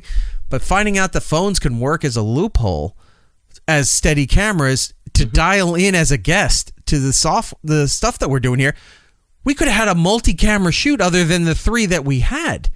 Oh yeah, we were patching into a secondary audio track. We were pumping out the video. We had 3 separate cameras, and we were just literally running one extension cord to everything. And we were at one point we were using, I think, Rob's computer as a camera stand because we needed something. I just need something physically to hold up one camera. That's all it was. That's all it was doing. It was very like junkyard. Put it what you can't. But the technology's there to make this stuff work. And why nobody else is doing this stuff? I sent that to the consultant that I'm talking to. And he was amazed by it. He's like, he's like, can I show this? I'm like, yeah, but don't help them do it. Get me somewhere else than what we're doing, and then I'll help other people with it. But anyway, it was nice to hear that still was, reverberating. I don't know. I'm trying to think of bigger words than my brain can process at the moment here. It's been a long day. What it does is it reaffirms your decision to do these things, and it gives credence to you putting in and us putting in the extra work when nobody else was doing it. Everyone was very concerned about just getting their drink, hanging by the pool, and having a great old time. We're Costume doing a show. changes too. Costume changes. Everyone had, I mean, look, multiple. That's great. They all were looking fantastic, but like they had an outfit they were wearing at the panels. Then they would switch for the cocktail thing. Then they had another thing for dinner. Like they all were playing dress up, and that's fine. Not knocking that. I would prefer to see that than some of the schlubs in radio that were showing up with golf shorts and flip flops walking around, and you're like, dude, cover your feet. Camo shorts and t-shirts. Yeah, just lazy whatever. Bastards. What was the point of bringing up the DC thing? I don't know. Oh, someone was just telling you about how they were impressed by. Yeah, but there was some other. I forget. Whatever. Anyway, so there's a lot of other shit that we could be doing. I don't know. So I'll just end it there and move on to the next thing. What did we have here? We could touch on this real quick. Dr. Dre wants to go into the Olympics. I mean, he saw Snoop do it. You might as well. Well, he saw Snoop do it as a correspondent, and right. And look, Snoop's just got one of those passes where everybody loves him now. Old people love him. Like you look back at his history, and you're like, yeah, he was running drugs and was up for murder charges and all these other things and gangster rap and what have you. But he's definitely evolved. He's done what you should do. You took that as a stepping stone, where the music and the rap industry made you famous and made you a lot of money, and then he's parlayed it. And now you're Martha Stewart's friend. He's onto all of these other things, and kudos to him for doing that. You know, he was on trial for murder. He wrote a song. Murder was the case. People say Snoop is like he's a sellout. They've said worse things about him. Yeah, who the fuck cares? Yeah, he did the Hot Pockets. Drop it like it's hot. I don't care. It's his song. He could do whatever the hell he wants with it. He was doing those little like solo stove things. Remember when he was like, "Oh, I'm done smoking." Yeah, and it was because he was promoting something. It's like, oh, okay. Yeah, but then you find out he's been married to the same woman forever. Yeah, he coaches his kids' football teams, and he was coaching local, football teams, or maybe not coaching, but donating, I guess, for equipment. I think he was donating at least for like teams in Long Beach, and like he's putting his money where his mouth is and doing all of this stuff. And then he's at the fucking Olympics, like he's carrying he's just doing everything. Why not? Why wouldn't you? Dre made $1 billion selling Beats by Dre to Apple. And he's had a tremendous career. He wrote some of the biggest songs in the world. I still listen. He's bored. Yeah, he's got too much money and he's bored. He's going into archery now. He's got what they call FU money, and he just wants to do stuff with it. So he's like Shaq. He doesn't want his kids to have it, so he's going to spend it. Yeah, so he's hoping to qualify and compete in the 2028 Olympics when they come to Los Angeles. Recently opened up about his hopes to compete on the archery team, and a 2-time gold medalist reached out and is willing to help him. Why not? California's own archery savant Justin Husick, Huish. There's no K there. Huish. I don't know how to use his name. Justin spoke with TMZ about potentially training Dr. Dre with the goal of getting him to Olympic level so that he could participate. Now, it's insane. It's very funny to see him do this. I was trying to figure out how to combine him into Green Arrow, but it didn't work. So I came up with either Dreheart, because he kept saying, when he kept talking about archery, Snoop kept calling him Braveheart. Right. But I was also thinking calling this episode Dr. Dre, Prince of Thieves. I like that one. Right. Because I was trying to figure out how to get... I'm a big fan of that terrible movie. Right. So trying to figure out... Or Dr. Dre, Men in Tights. If you want to go that route, we can do that too. It's hilarious. Now, one school of thought is, well, this could be the same thing when celebrities say, oh, I could do stand. I'm going to go try stand-up, or I'm going to go try radio, and I'm going to go do these things. And the people in those industries get really resentful because they're going to make money, they're going to bring in a lot of people, but they didn't put any of the effort or the skill into people who spent their lives. Their craft. Yes. I'm sure there's a lot of people who are going to be upset if he does get really good in the next 4 years to compete, because that's taking a spot away from somebody that has spent their childhood or their lives competing in archery. But if he's good enough to qualify for it, why not at this point? Well, and that's where I'm at. Look, if you've put in the time, he's not going to get in on name recognition. No one cares. But if he's good enough to compete, let him. Who cares? We just watched the worst Australian breakdancer represent her country in the worst possible way. If she can do it, he can do it. Yeah. He's got 4 years. Real quick. Put in the time. If you want to check out our pal Ozzy Man on Instagram, I love him. He put out an apology from all of Australia about the ray gun. Oh, that's so funny. And he did. It's like a 3-minute video. It's hilarious because he's dead serious and he's talking to you as if somebody had died. And he's talking about, we in Australia, look, we're usually pretty easygoing. We're pretty chipper with a lot of these things. And he goes, "Are bad, but we have no excuse." It's like we apologize to the world for all of this. Go watch that video. Dre's going to try to compete as an archer for the 2028 games. I think that's fantastic. That's pretty good. Because what if it gets to the point where, like, Dre, he's going to compete there. We'd like you to compose some kind of song for us to use for the Olympics this year. So now he'll stumbles into being the next John Williams. It's like when you're your host, you're like your musical guest that can kind of act. You're the host and the musical guest for SNL. Like that would be his. I would love to see the opening ceremonies, just like how he did the Super Bowl show, right? Where he's out there and Snoop's out there too as an NBC correspondent, and he's doing the Crip Walk again. When they told him he's not allowed to do the Crip Walk, they go and they do all that, and it's just because they're going to be using California Love for everything they possibly can. He's going to make another $1 billion off of that. But anyway, good on Dre for doing all of that stuff. Let's watch some videos, and then we got to take a break and go into segment 2 here. Sounds good. So I found a bunch of different things randomly that I thought was hilarious. Do you want to go with a child getting hurt, something really inappropriate, or something really funny? Why are you even asking after a child getting hurt? Though you know that's my bread and butter when you send me those videos. I laugh so much every time a small child is getting hurt. It's hilarious. Because I know they're okay. No one's going to post it if something bad happens. No, that's not every now and then it's fine true. There's an account that I follow. I haven't seen it in a while. I wonder if it got kids shut getting down. Hurt? Yeah. I haven't seen them post in a long time, so I don't know. Yeah, maybe that. But usually in the comments it says her father says she's okay. Right. And you know that's bullshit. They didn't reach out to the parents. They're just putting it there as a disclaimer so that people don't sue give or her enough, get uppity. I guess our surprise is not there. Oh. It's not because look at Kamala there. Look at the screen right now. Hold on before we get into kids getting hurt.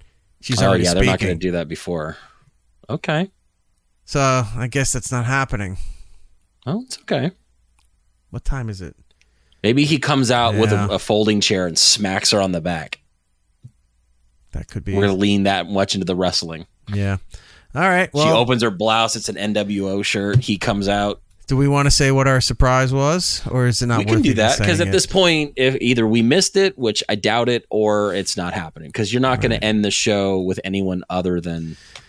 I had heard through different channels, and then Jordan had said to me before the show went on, and we had not discussed anything remotely like this before we went on here. We had heard, I heard from one place, you heard from a different place, that they had George W. Bush was going to show up there.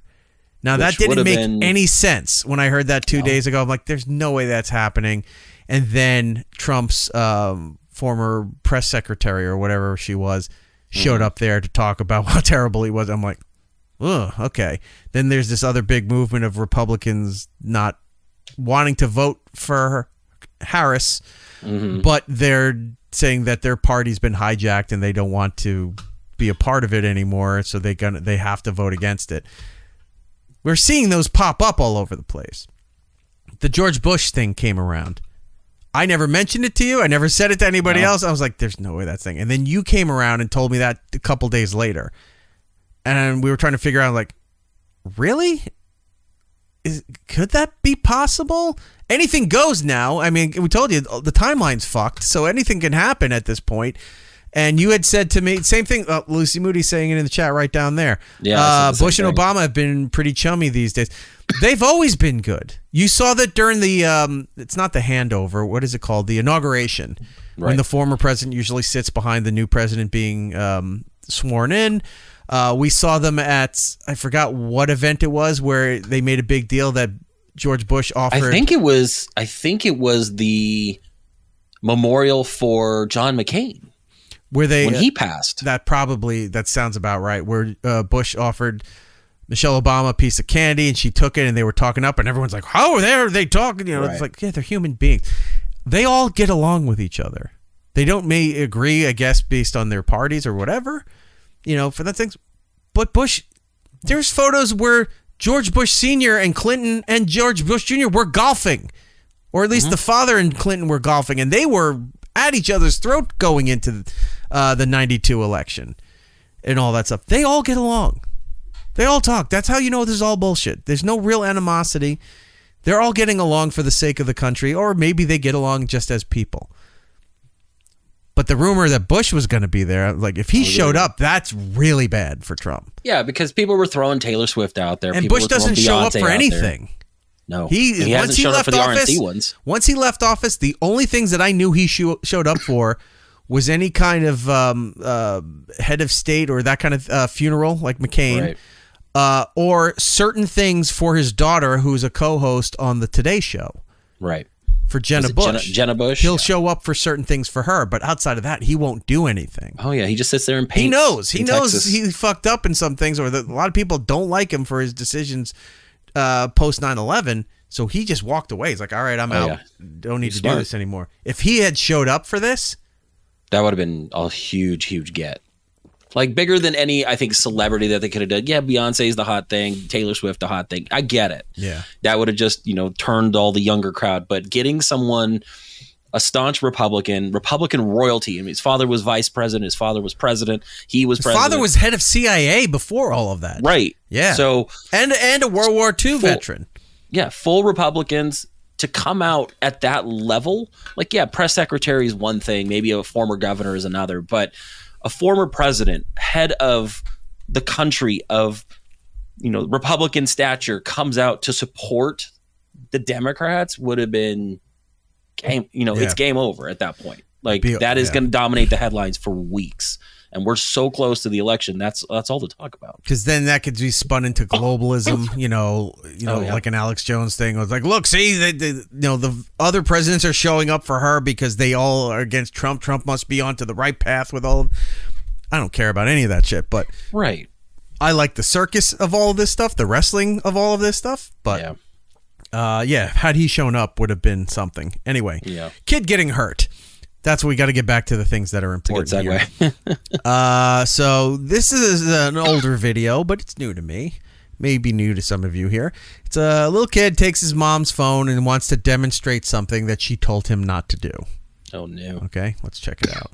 Give me my phone. Can I do something real quick? No. 3, 2, what? I told you not to do that. You done knocked the fucking wind out yourself. Silly shit. What's wrong with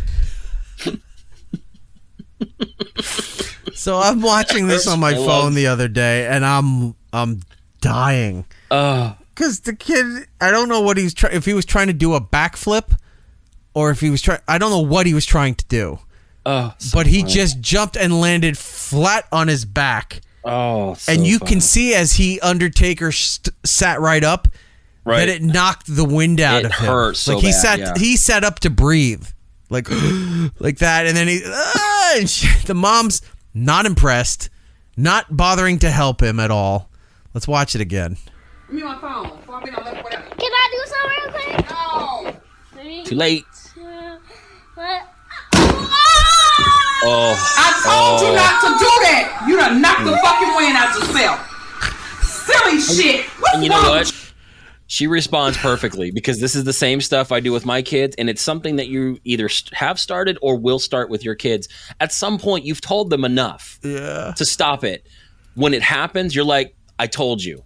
You gotta. Oh my God! Look at him hit. I know. It's so great. It's just so funny. Look, by the way, look, he's like doing a back dive, but he goes off his feet. He's flat. He's. Oh my God! It's hilarious. Just flat backs it right into the floor. All right, we got. And he's got hardwood floors. The one way more time. Can I do something real quick? No. 3, 2. Listen to this. I told you not to do that. You done knocked the fucking wind out yourself. The thud. It's just the thud. That's hardwood, head on hardwood right there. The account Kids Getting Hurt has actually posted a lot lately. They have 7 new posts, so maybe your algorithm's off or something. Yeah, it's not showing me what I need to see.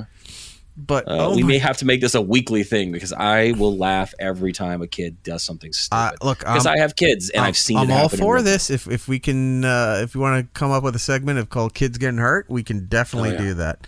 Because we got kids like hitting their heads like they're running at something and they just plunk. Just the thud. Falling down hills, an animal attacking them, all kinds of fun stuff. I always love that. Yeah. Okay. The cat doesn't care.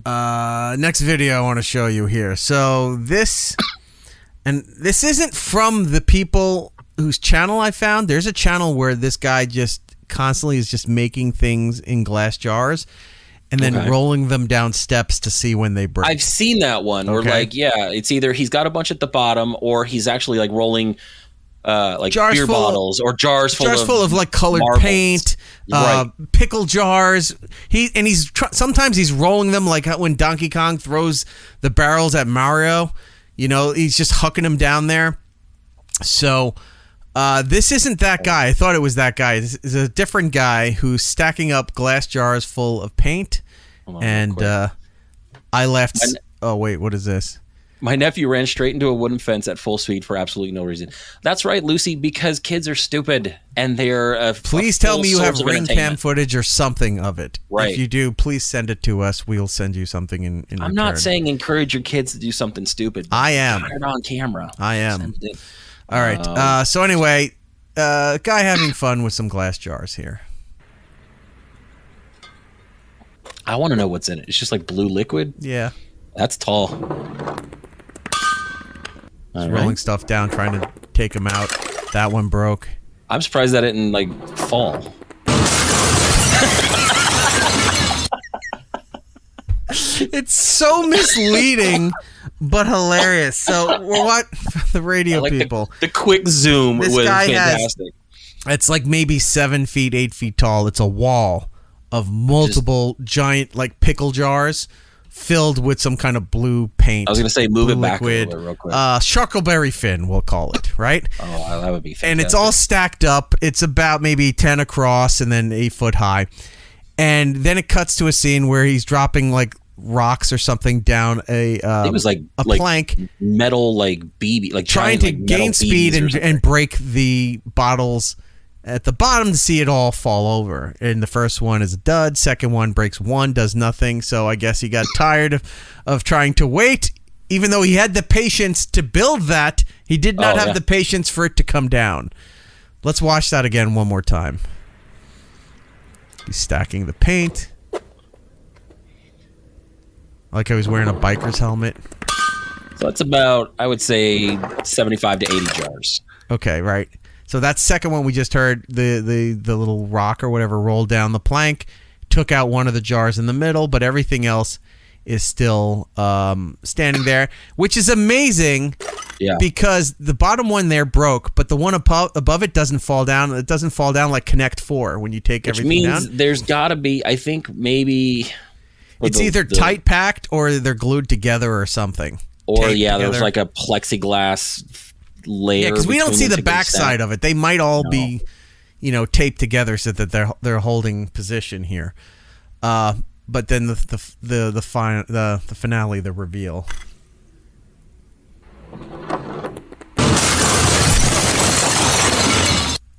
It's just the sound of it. It's so dumb. It's so ridiculous. It's such a waste of time. And that's exactly what the internet should be. It should not be about the arguing, the fighting, all that stuff. It should just be dumb, clever shit like this. Don't need politics. I need people stacking stuff and then running into it with a car. Right. Kids hurting themselves. That leads me to this video here. And then we got to talk about the Italian guy and take a break. Oof. So this one has a bit of a history to it. So I find this video and I'm laughing. And then it's showing up as I guess like little video clips on Instagram Reels and TikTok, right? Mm-hmm. So I'm trying to figure out like where did this come from, because it's produced well, so it has to come from somebody. And I go and I look and I find it's this YouTube content guy named Cadarus. Caddicarus. He makes a lot of longer form videos where he has a bunch of little skits and stuff inside of them. And he's usually talking about video games or movies or other weird little things. And he makes these little interstitial bits between segments. And this one particular clip, I guess, took off out of nowhere. And it was just a quick little throwaway thing. Had nothing to do with all the other content that he was building. So he had posted that so I run a small YouTube channel streaming with a VTuber puppet and making videos for fun. Doing a video essay, a small animation, and whatever miscellaneous stuff that I do. I mainly focus on Earthworm Jim as I loved the series. Okay. I love Earthworm Jim. However, what a niche thing to do. Yeah. So, however, I made the small mistake of uploading this video clip from the iToy video for fun, and it blew up. It's all over YouTube Shorts, so much that I kept constantly getting notifications for it. Had my YouTube stream chat rated by people from the video and people requesting that I make even more, though I'm not, that I wasn't the one who came up with the original concept of the video. I just, whatever. Also, I'm female. I don't even look like this guy. Okay. So, okay. I don't know what that reference to. The views on that compared to my other videos that I actually put effort for, it makes me feel really sad. I'm almost tempted to unlist, but at the same time, I probably shouldn't. I don't find the joke funny anymore. So it was funny to come up with it, and then it got so popular that this person got upset that this was the focus of all their other work for their life or whatever. Didn't lead to anything except this thing showing up and getting its little viral moment. What this stems from is a review of the video game Bob the Builder, which was on the PlayStation 2. That's random. Okay. This video is called Bob the Building. Bob the Building. He's a building. Bob the Building. Oh, no.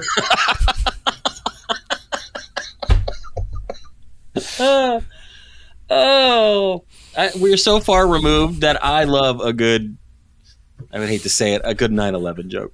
Like it, that was, I did not. I usually don't find 9/11 stuff humorous because I was here when all this was going on.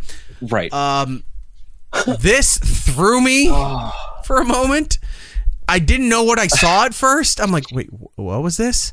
Oh no! And then I watched it again, and I started laughing, and because it's always repackaged for videos and memes stuff. I needed to find the original, so I went and found the original here. Oh, that is so funny. Let's watch it again.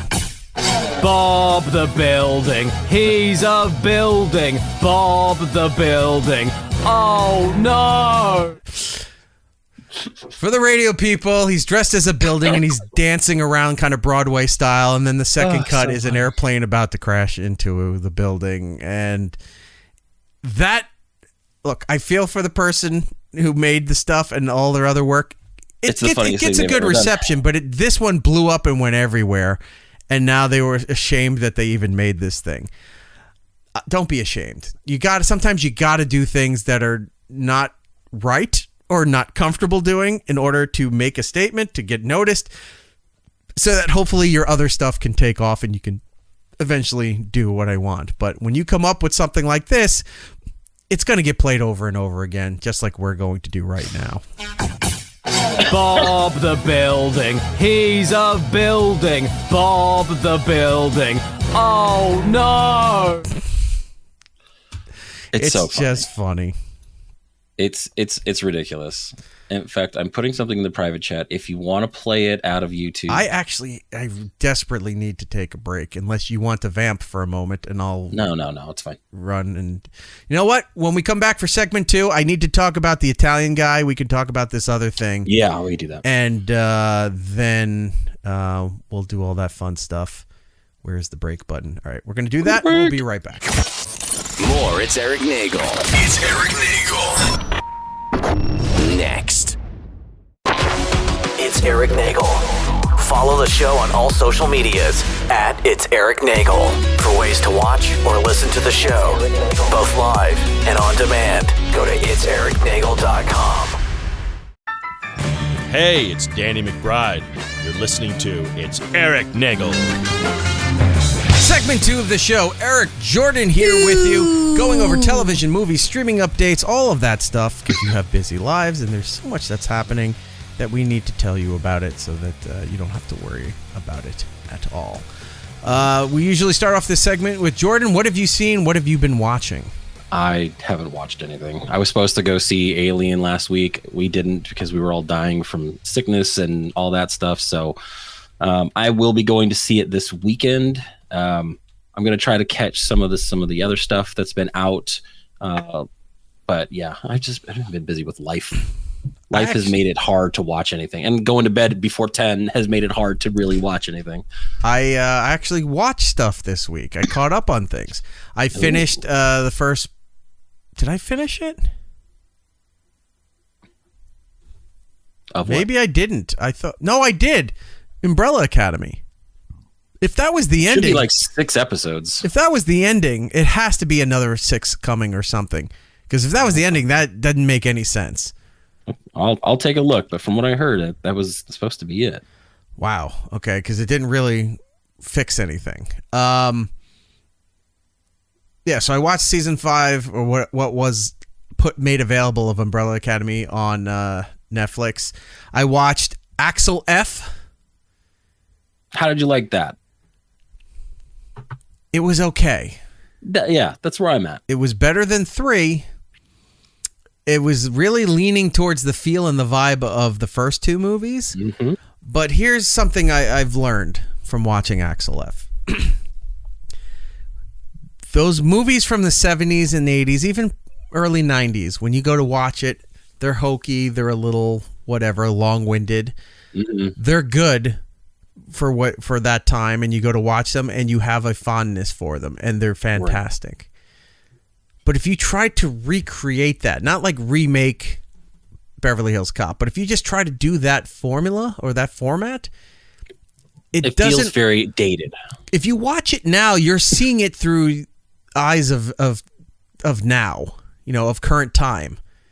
If you're watching through eyes of current time for something that happened back in the day, you can go, oh wow, some of this stuff would never fly, but you'd have an appreciation for it of it being from its time. If you try to recreate that now and you watch it and you go, this doesn't work, it's ridiculous, it's hokey, it's nothing, no one cares anymore. That's how I felt. The movie was okay. I didn't like his daughter. I didn't like the girl playing his daughter. She was very There was annoying. no need to have her in there. But that's what they do now. Everybody has to have a daughter, or everybody has to pass it off to a female lead or something like that. And it's happened with like Bill and Ted. I know that Kevin was Smith terrible. I like Bill that and Ted. Third Bill and Ted was awful. I see. I enjoyed it. It was fun. It was terrible. About the box set. No, it was not good. Not good at all. It was okay. It was fine. It just wasn't. Yeah. Bartholomew in the chat. The daughter was an unfortunate casting. Just completely wooden. Yeah. And that was a lot of the things too. Well, the father doesn't know any better. You weren't there for all these things. And what do you know? I'm a strong woman. I know better than you and all this stuff. And it's like, whatever. I think they were smart to. Men are terrible. Dads are terrible. All of this shit. I hate that stuff. Look, I didn't like it before being a dad. I really don't like it now that I am a dad, where you're like, not every dad is an asshole, is a bumbling buffoon. And that's how they get treated in a lot of things. I think it was smart using Judge Reinhold in very limited quantity. Like, he's at the beginning and then he's out for like 2 acts and then he comes in at the compared to third him, act. he's Judge freaking Reinhold. Yeah, you've seen how much work he did to his face. He looked plastic. Yeah. It was weird. Yeah, he looked like he looked swollen. Like he had just gotten surgery and his face was just like healing. And he went tanning at the same time. Yeah. Like he looked very leathery. Yeah. It was ridiculous. But I had fun with it. Some of it was hokey, but other stuff was just, it felt like Beverly Hills Cop. Yep. And that's why I think I liked it more than the third one. So what else did you watch?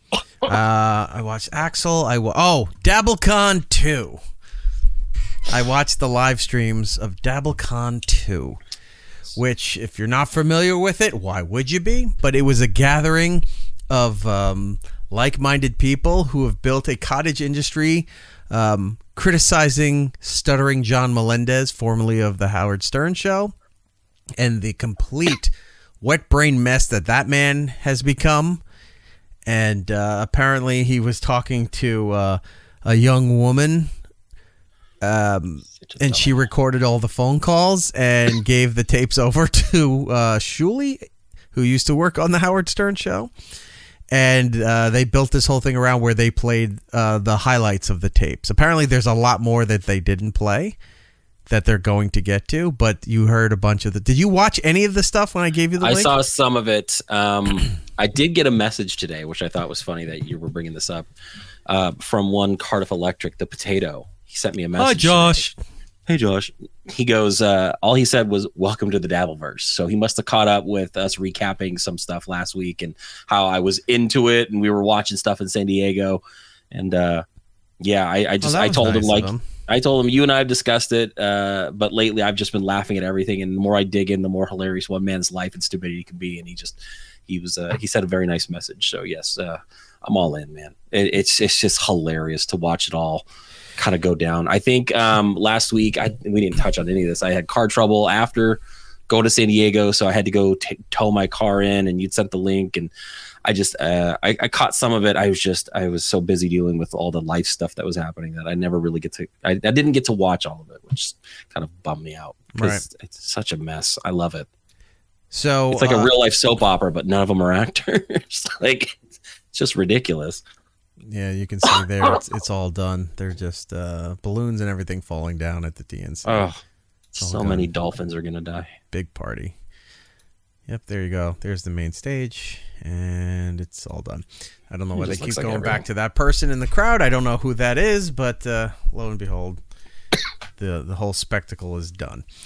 Anyway, what were we talking? Oh yeah, Dabblecon 2. So yeah, I watched the roast that they did. I watched the tape reveal. Is there like an on-demand version where I can go back and watch that it? Link I gave, the link I have, it's all there on demand through that link, so you can go back and watch them on your own and check that out. They did their own award show where they just all the categories were just clips of John at his most disgusting and despicable. And then so good. They try to sift through all those to find which ones won whatever category. So yeah, I watched a bunch of that. That was enjoyable, and that was it. I was trying to catch up on other things too, but that's what I watched.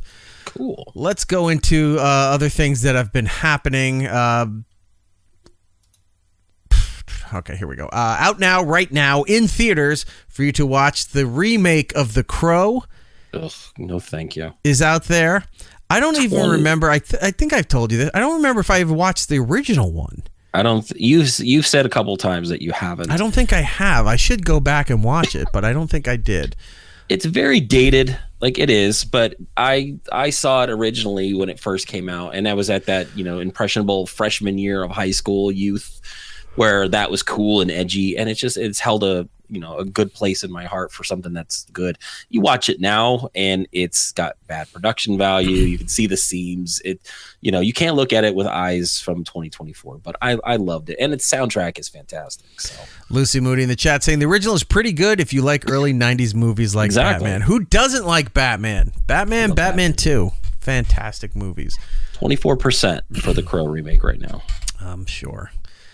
So The Crow's out there. Blink Twice, the Zoe Kravitz movie, which was supposed to be called something else, right? Something about pussy. Wasn't it going to be like Pussy Island or something? I think it was like, yeah, something like that. So yeah, it stars her soon-to-be husband, Channing Tatum. That'll be out this week as well. He was Gambit, in case you didn't know. Well, the cat's out of the bag. We're the first to break it. No one else has ruined it for anybody else. Yeah. Available on demand. Inside Out 2, we had mentioned that earlier. It made $1 billion, so you can go and watch that. Long Legs, the Nick Cage movie. Yep. You had something in the show prep about about this. What was it? That was it. Okay. There's another Nick Cage piece of information later on down the line. But gotcha. No, in this particular case, the thing I threw in our prep was Long Legs is going to get a streaming video on demand this week. Perfect. All right, I'll give that a watch. And then Fly Me to the Moon. It's another Channing Tatum movie where he's I think he's trying to be an astronaut. And I think who was it? Who was Black Widow? Scarlett Johansson's in it. It looked kind of funny. I nothing lasts in them anymore in the theater, so I'll watch it on demand and talk about it later. Since you mentioned Madam Web, did you see that they're trying to bring Sydney Sweeney into the MCU proper now? Is she? I saw that a lot of people were fan casting her. What did you see? Like, I think that might have been what I saw then, because I saw it from a few different outlets that they were trying to bring her in. I think it was Black Cat. Yeah, okay, I've heard. Is that? But see, that would still be Sony / Disney. Her as Black Cat might work, where she's not trying to act like a teenager, right? And you got Marvel behind it. I could see it happening. Look, her in a solid solid vinyl suit like Catwoman or something. No complaints. That'd be fantastic. She's two of my favorite actors. Out now on Disney Plus. That can't be right. I didn't write that on the list. WWE Rivals? Yeah, that's on Disney Plus right now. I guess it was like from AMC, and AMC moved it over to Disney Plus. So it's on there. But AMC's not owned by Disney either. It's on there. I checked it. I went to the Disney app before the show and I saw it. I'm like, how is that possible? Because WWE stuff they still got to do Peacock until the end of the year. And then most of it moves to Netflix except SmackDown, which I think moves to USA. And that's still on Peacock for highlights and stuff. 2 seasons. Okay. Look at that. So be it. And then Young Woman and the Sea. Yeah, that's like a swimming movie. There's really not a lot out right now. Yeah, like nothing. We're like at the end of the summer, so you know, it's fine. We can coast on what we have until there's all the bigger stuff for the fall. You got the horror movie stuff going to start kicking in. Yeah, October is going to be packed. Through October, holiday stuff will start kicking in end of October, November, all of that stuff. So we got enough stuff coming. We don't have to worry about it. And then over on HBO Max, you have Horizon: An American Saga Chapter 1. Mm-hmm. And then Furiosa, which I'll give a watch once it's on Max. Well, it's on Max. Yeah. I'm surprised. Like I saw it in the theater. I didn't like it. It's just it was the same movie from the other one. It's long and drawn out. It's just them driving around. It was so boring. I wanted to care. I didn't like it. I wanted to bring this up because it starts next week on Netflix. It's called Chaos, Kaos. I watched the trailer for that. You did? Okay. Yesterday for the first time. So it's an upcoming dark comedy, I think, from what it was described, which is it's reimagining Greek mythology in modern day settings. So it's the stories of Greek mythology, but happening today. Wasn't that the Neil Gaiman show? Remember with Ian McShane, he was Mr. American Gods? Oh, American Gods. Wasn't that sort of what that was? It was like Greek mythology playing out in modern day America. Well, it wasn't so much Greek mythology. It was just gods in general. Just, being a part of things. It's based off his book. I think this particular show is more of, think of Clash of the Titans, where, they were against the gods. They didn't think the gods were helping them. So they're saying, no, we don't believe in you. And then Zeus got pissed off and, sent the Kraken. It's that kind of premise where the people are revolting. They don't think the gods are benefiting them. So they're going to stop believing in them and curse their names. And, Jeff Goldblum plays Zeus and ends up doing some shitty things because just like Clash of the Titans. Well, I will. I'm interested in checking it out.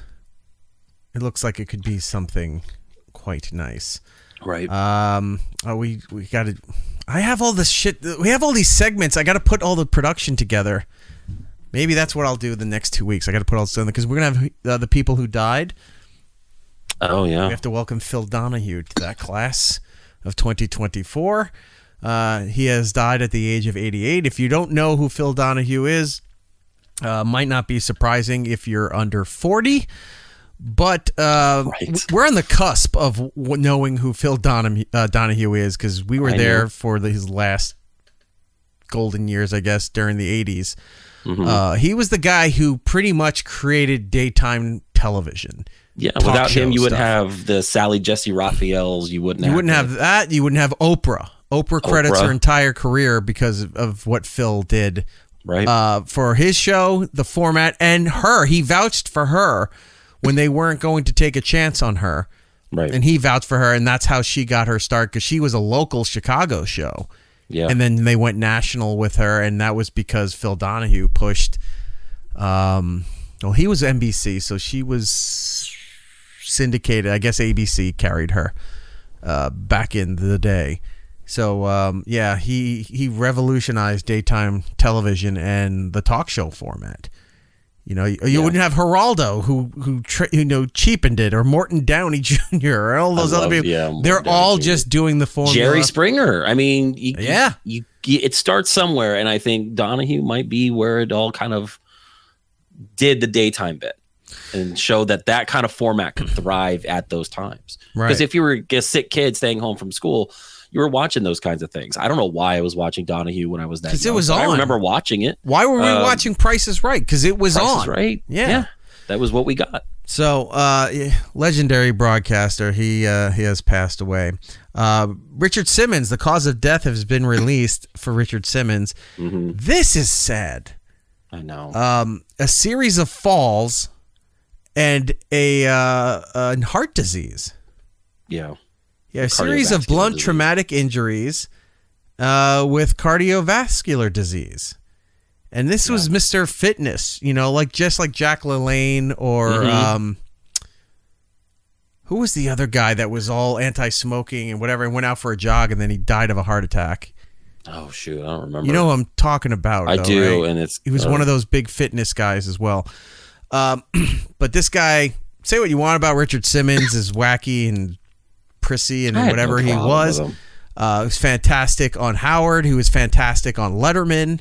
Oh my God. So real quick on Max, they have seasons upon seasons of Whose Line Is It Anyway? The ones with Drew Carey. And I specifically went and found the episodes that Richard Simmons was on and I watched them the other day. Hilarious. Like he was messing with Wayne Brady. He was like pretending to be a prop and they had to write him. And it was just watching him do that. I'll find the episode and give you the number. I'm sure Wayne likes that after his reveal not too long ago. I'm sure he was really into all of that. But yeah, it was funny. I loved Richard Simmons. Me too. I mean, any other person who would come out like that, you would be like, what are you doing? Look, he knew he was in on the gag. He was making fun. But he was beloved. Like, people loved watching Howard be cranky at him. People loved watching Dave be cranky at him. That was the comic foil. That was the two-man tag team, the straight guy and the the comedic guy, the wacky crazy guy. He was always fantastic what he did. And then they would so much high energy. When they would show when they would buy infomercial time and he would be doing Sweating to the Oldies. Sweating to the old Deal-A-Meal. Deal-A-Meal was another thing for him. Like he was the guy that outlived all of those people during the 80s and 90s. Remember Suzanne Summers had the Thigh Master? And that was only hot because you saw her in a onesie. In a one piece, not even a onesie, from one piece, just flexing her legs very sexually for all of that. But yeah, God bless Richard Simmons. He was a jewel. He was a gem. That's what it was, not a jewel. I'm going to sidetrack here for a second, but it falls into category segment 2 here. Since we mentioned about Letterman and late night television, So I've been saying for a while, I don't know how late night television is going to survive. Right. And it's been documented for years. I've been saying it. Well, recently, the last few years, that I don't see how late night television is going to survive. It's not a format that seems like it can survive. It was great for. We talked about it before. It was great for decades when you didn't have any other style of interview format where celebrities would come on and you'd hear and talk to celebrities. That was the big deal. But now that celebrities are shooting off on Twitter or constantly on TMZ and doing podcasts, nobody gives a fuck about the celebrity stuff anymore. No. And it's definitely not helping late night talk shows when they talk about Ryan Reynolds will be on there. Yeah, they like Ryan Reynolds because he's a nice guy and they're interested in Deadpool. But that works. Ryan Reynolds is everywhere else too. Tom Cruise would show up. That works. But then you start getting the housewives. Yeah. And the winner of American Idol season 47. It's like no one cares about these people. There's no star power anymore for a lot of this stuff. Well, even if there was that star power draw, the stars have access to everybody now. You got Twitter, you've got they're touchable. Instagram, TikTok. Nobody cares anymore. Yeah. Right. There's no allure to them showing up and hearing about, because I've seen 1,000 tweets from Ryan Reynolds about it 2 hours before the show aired. Right. Who cares? So I've been saying for a while, and then when they're touting about how Colbert is still number one, and you look at the ratings and you go, those ratings don't mean anything. It's like 2.4. He's still number one in late night. And you go, that would have been, Letterman and Leno would have been fired if they had those numbers. Conan would have been fired if he had those numbers. A bad day for Letterman and Conan would be like, Dave had a bit of a dip this week with only 4.2 million on that. Like, that was a bad night for them. But now they're going crazy that they're hitting twos. And Fallon, his show's been on. They just ran his 10-year anniversary special. Did he sign another 10-year deal? We talked about that. Like, he signed another. Is it 10 deal. Years? Oh, I doubt it's 10 years. He's on for at least 5. But they just did his 10-year anniversary, right? And they did it on prime time. So it was all highlights from the last 10 years. And we've seen this forever. His show is formatted for YouTube clips. It's all segmented in a way where it's not just the natural flow of a show. Like nothing is just allowed to happen on those shows anymore. Everything's scripted. Everything's planned. Well, maybe, look, I got a guitar here. I think maybe you should do a song. And then all of a sudden, oh, you think so? Yeah, the crowd goes crazy. They walk out. Now Fallon's got a mic and he's performing with whoever the artist is. Right. It's like all of this is contrived. It wasn't like when Letterman or when Carson, I know I'm going back a long time, but they're like, well, we're going to wheel out a piano here. Do you think you could do something? Or we got a saxophone. Like that. That was like off the cuff. Johnny loved not letting them know things. And then I was hoping you'd go further back and be like, well, remember when Jack Parr used it? Remember the Colgate Comedy Hour on the DuPont Network? That kind of time I always travel. loved the Michelin tires and the Blue Coal commercials. So nothing spontaneous. Nothing is just like, wow, we didn't expect that to happen. None of that happens anymore. It's all very formulaic. It's all very segmented so that people are watching them on YouTube. They're not watching it on TV anymore. So this article comes out talking to Jimmy Kimmel. And Jimmy Kimmel doesn't know what he's going to do if he doesn't renew his contract, which who gives a shit? That's not my concern. There's plenty of people out right now that got kicked out of their radio and TV jobs that don't know what they're going to do for their next job. You've been making millions of dollars for 20 years now, and then you're like, well, they may not do late night talk shows anymore. Yeah, they shouldn't, because it's an outdated format. Nobody cares, right? So this interview with Jimmy Kimmel, he says, I don't know if there will be any late night television shows on network TV in 10 years. 10, try 5. Yeah. Maybe there'll be one, but there won't be a lot of them. And they're saying, Jimmy's right. He said that, he just re-signed his contract and he doesn't know what he's going to do after that. Like there may not be another place for him to go to do a late night talk show And he's talking about, like, at one point every network tried to have their own late night talk show that, if you could go to CBS, Fox, ABC, NBC, then cable started doing stuff, and nobody cares. Nobody cares to sit there. They'll watch clips if it's worth it, but nobody's going to sit there and watch a full television show like that anymore. I can't remember, though. I think the last time I ever watched, it may have been when Conan was on TBS. I think that was the last time I watched think so, too.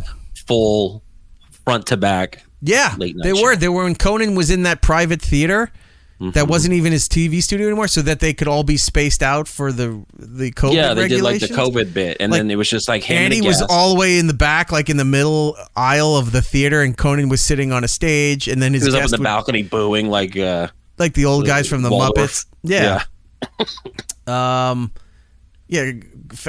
Kimmel is saying, I'll have a hard time when it's over. It worries me, and that's part of the reason why I keep going, because he doesn't think there's going to be anything left when, like, him and Fallon are done. They're done. Like, right. If Fallon because retired, who takes over at this point? everybody used to be like, who's going to replace Carson? Who's going to replace Leno? Who's going to replace Letterman? Who's going to replace Conan? Like, that was always a big thing to get these institutional shows. If Fallon goes to leave, they're going to be like, who's going to take over the Tonight Show? Nobody. Who cares? What, Seth Meyers? I'm not saying Seth's bad, but nobody talks about his show. No. There's no buzz around him. At least Fallon, gets YouTube and TikTok talk because of the bits and stuff that they do. But and Colbert stays somewhat relevant because he's doing a lot of political talk now, right? Aaron, I swear to God. Aaron in the chat lies. You love James Corden. James Corden is a piece of shit. He's a blight on 2 countries. Yes. Never liked him. Kimmel also said, each time I think, well, this is going to be my last contract, and then I wind up signing another contract. It's because I fear the day that Monday after my final show, it's like, okay, what am I going to do now? Because there aren't a huge number of options for late night hosts after their shows are over. People think you're a late night talk show host. It's not like you are suddenly going to start starring in films or other television projects. So it's hard to yearn for it when you're doing it. Let's see. Wednesday night I was very tired. I had all these scripts to go through. I had to revise and rewrite out to these things for the Oscars, and I was whatever. So he's even calling, and he's like, yeah, I have to renew, because if I don't, they're not going to replace this show. They're not going to put something else there. It's just going to be infomercials or something, rerun primetime after the 11 o'clock news. There's nothing worth spending their money to put on there. Here's the thing about James Corden, since you're going to mention him. After he departed The Late Late Show in 2023, CBS didn't kick off a dramatic late shift style talent search that they normally would have. The network's brass replaced it with a comedy game show called After Midnight, which got no buzz. I forgot that it was a thing. Yeah, people knew it because Hardwick hosted it on Comedy Central, and it was interactive with Twitter at the time. So that you could, where they put the things out there, and people were like, oh, here's the hashtag, put your own answers into here, and they would read it and then read it the next day and all that stuff. It was interaction. They don't have that. And so after midnight, so after Corden resigned from his show, and this is the article saying this, nobody shed a single tear. Nope. As much as it pains me to say, not only is Kimmel's crystal ball sadly spot on, but late night TV should call it quits. None of it is good anymore, and that's not a back in my day old man shakes fist to cloud these crazy kids criticism. It's exactly that, but it's also the way the times. It's an outdated format. Exactly 0 young people are watching NBC and CBS at 11:30 p.m. I guess according to recent ratings and research, they're seeing nothing. Like nobody's even just tuning in. Remember Letterman? This is an oldie time rant thing here, but Carson had mainstream everything. There was 3 channels at the time. He was the king of late night and what have you. Letterman was on after him, and if the adults were awake enough to stay up to watch him at 12:30. Yeah. But Letterman's rise to fame was because he had the college kids. Like he knew he wasn't going to keep all of Carson's audience, but he was going to bring in this whole other demo that wasn't being catered to, much like Saturday Night Live was doing. And he got that younger audience, and that's how he blew up. And, and Leno kept the thing going because he took over for Carson. So there was factors at play. Conan was probably the last, maybe Jon Stewart too with The Daily Show, but Conan was the last to get the younger audience that wasn't watching Letterman, the college kid. I would say Jon Stewart's not exactly the late night type of thing. That could be slotted in at any point. No, he had a show on MTV. He had his late night talk show on MTV. Oh, that's right. For a couple years. That was bringing in the younger people while the mainstream was dealing with Jay and Dave. The younger audiences were coming in to watch Conan and Jon Stewart on MTV. And then Jon Stewart... My viewing stopped with remote controls. Jon Stewart's show ended, and then like a year later, he took over the Daily Show stuff. Sorry, that's incorrect. No, because he ended in the 90s. He took over at 99, I think, too, or 2000 for the Daily Show. But he was the last of him and Conan were the last of getting the younger audience to come in, right? They don't do that anymore. The younger people are now watching this, and it's how I said about satellite radio, where you can track this stuff. Younger people, there's a dead end after like 35, or sorry, before 35. No young people are subscribing to Sirius at all. None. Not even the app. None. Radio still accidentally will get them if you're in a car because it's on, it's free before they flip on to Spotify and everything else. There's still a chance.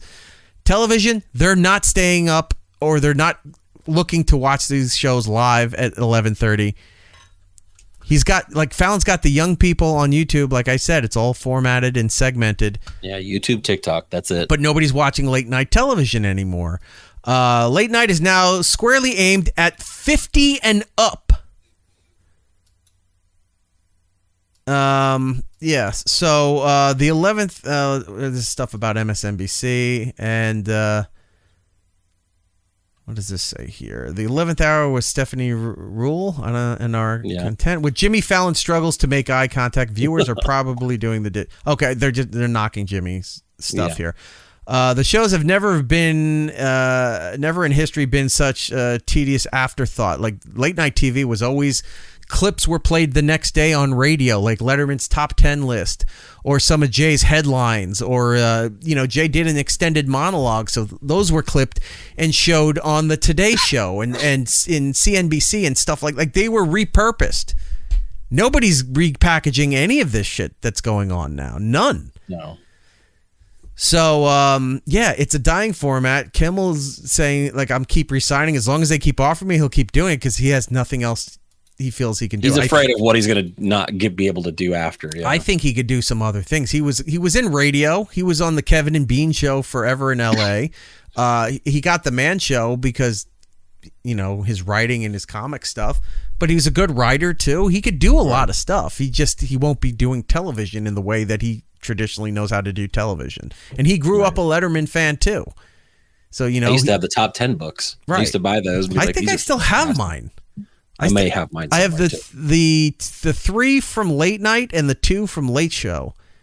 I had the late night ones, and there was one. It was like a tall book. It was a tall and skinny one, so it was skinny and tall, and it was just nothing but top 10 lists. And they were funny every time. I grew up. I was a fan of late night television. I was a fan of morning radio, and both I barely ever watch or listen to anymore. Certain morning shows I'll check out. They put their stuff on demand. And you go, wow, they do a 4-hour show. And you look at their on-demand content. It's all their talk breaks from their 4-hour show. And it's barely a minute 20. Not a minute 20, an hour 20. Right. And you're like, wow, 4 hours. And they barely talked for an hour and 20 minutes out of the 4 hours because of commercials and music and whatever. And that's why it's dying. Mm-hmm. There's nobody doing long-form talk like Howard does, like we did, like Ron and Fez, like Don and Mike, like any of those shows. You got political and maybe sports talk stuff, but even sports talk's having a real hard time. I've seen some of those stats coming in from Edison Research and other places that they value that information from, and sports talk's having a hell of a time too. Your local because football is gone. That's the only sport people actually. Your really local care sports about. Teams are not enough to keep your sports stations active anymore. So there's a lot of shit, and I've shown this many times too. I mean, what a fan of late night television I have been. It's dusty because I had to take it down off. It's a picture of you with Muji Burr and Sirajul. I do have that. I don't have it scanned, but Do I have it scanned? What a pull on names, though, right? Like, this is how much of a fan of Letterman I was. I was so into his coverage of Lillehammer and how he likes saying the word Lillehammer. Yeah. That's the one he sent his mom to, right? Yeah, I believe so, yeah. But yeah, Mujibur and Sirajul, how he'd always be down at the little bodega or the newspaper stand talking to everybody. Like, he did stuff that appealed to the young version of me that liked, the man on the street type stuff. Right. And he wasn't like full on crazy bits like Conan did. Conan was like wacky, but Letterman still did stuff like that was fun and appealed to me. So until Conan, I was definitely into Letterman a lot more. I think that's in my box of photos that I haven't scanned. Okay. Well, I want to see that now. I have it somewhere. I went there because I used to go. I told you that I used to get tickets to Letterman all the time, and I just would go. Like most people would buy concert tickets. I just constantly was putting in requests for tickets, and they kept sending it to me, even though they said you have to wait 30 to 60 days before coming back. They didn't give a shit. I'd get another envelope of tickets in the mail, and I'd leave school early, hop on a train, get into Manhattan, and go watch Letterman here. But I have this. Well, that's pretty cool. I went to these shows. So David Letterman, Conan, Fallon, the last three and the good three to host late night. I was a big late night fan, and sadly, it's all going away. Dead. It's all going away. What's difficult is we don't know what's replacing these things. I know things don't last forever. I know fads and formats and genres of things come and go, but then you see the next thing that came in, and I don't see that here. Right. 80s music, which was new wave, hair metal, that kind of glam rock kind of stuff. And then what happened in the 90s? You got gangster rap and grunge that cleared that amount and took over. But you saw what was coming, and that took over, and that was the new thing. You don't see what's coming here.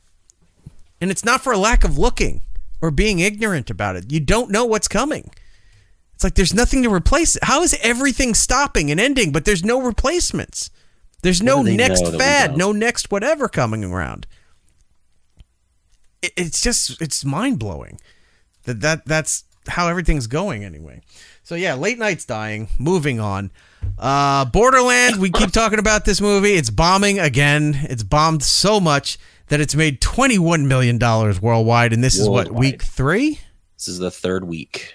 That is hopeless. And out of $120 million budget, so they're never going to see that money again, and it's going to be on demand at the end of next week. Yep. So. I said it last week on the show. I said, look, I knew Twisters wasn't going to do crazy amounts of numbers once Deadpool hit. And then when we saw the reviews coming in for Borderlands, the amount of money they brought in on the first weekend worldwide was like $6 million. I said, this thing is going to be streaming in a couple of weeks. I'll catch it then. Yeah. And sure enough, we got the notification this week that it's going to streaming as of the 30th. So next week, I'll pirate the crap out of it. Yeah, it is a big disappointment and a failure, but we knew that was coming. Speaking of what else could be a big disappointment and a failure, Megalopolis. Oh, man. The Francis Ford Coppola project. Had a trailer that came out and was pulled amid fake critic quotes. So stupid. Now, here's what I don't understand. Why does anyone care what the critic quotes are? It doesn't mean anything anymore. That's the thing. So a critic saying, yeah, it's the best movie I've ever seen. Siskel and Ebert says 2 thumbs up. None of that matters anymore. The quotes that they're putting on this trailer that got them in trouble are ones bashing the movie and completely saying that the movie is garbage and trash, because he did it at Cannes. He put it out at Cannes, and the reviews were super mixed. People were like, this is a terrible movie. So I think the idea was leaning into the negativity of these critics and saying, we don't care. We're going to put these quotes out. It's just going to boost our numbers. People are going to want to see how bad this really is. So they went with the negative quote route, and they were wrong. They're saying that it was an accident. No, the bad quotes were real. as far as what they wanted to do, the quotes themselves, they're saying, oh, yeah, it was an accident that we put the fake ones up. How do you put fake quotes up? You have to write them. Yeah. If you had a movie that was where it fit, if you put all fake quotes up, and that's all you put up were fake quotes, oh, these are all fake quotes. Yeah, they are. Well, that's just, that's disingenuous. No, it's not. Fuck you. No one cares about critics and quotes. We made up shit. That's what you're supposed to do. That's fine. When you have this kind of press where it's like it's mixed reviews or you're getting bad quotes for stuff, all of it should have been bad quotes and they leaned into that. That would have been at least respectful. Or put fake names. Like using real people and then putting these quotes out is what got them in trouble, because then these people are going like, I never said that. Lionsgate actually issued an apology after they pulled it. Lionsgate is immediately recalling our trailer for Megalopolis. We offer our sincere apologies to the critics involved and to Francis Ford Coppola and American Zoetrope for this inexcusable error in our vetting process. We screwed up. We are sorry. This sounds fake. I think they did this and pulled it to drum up more hype. Yeah. I think it's all a ploy. Because it's all self-financed. It's a vanity project.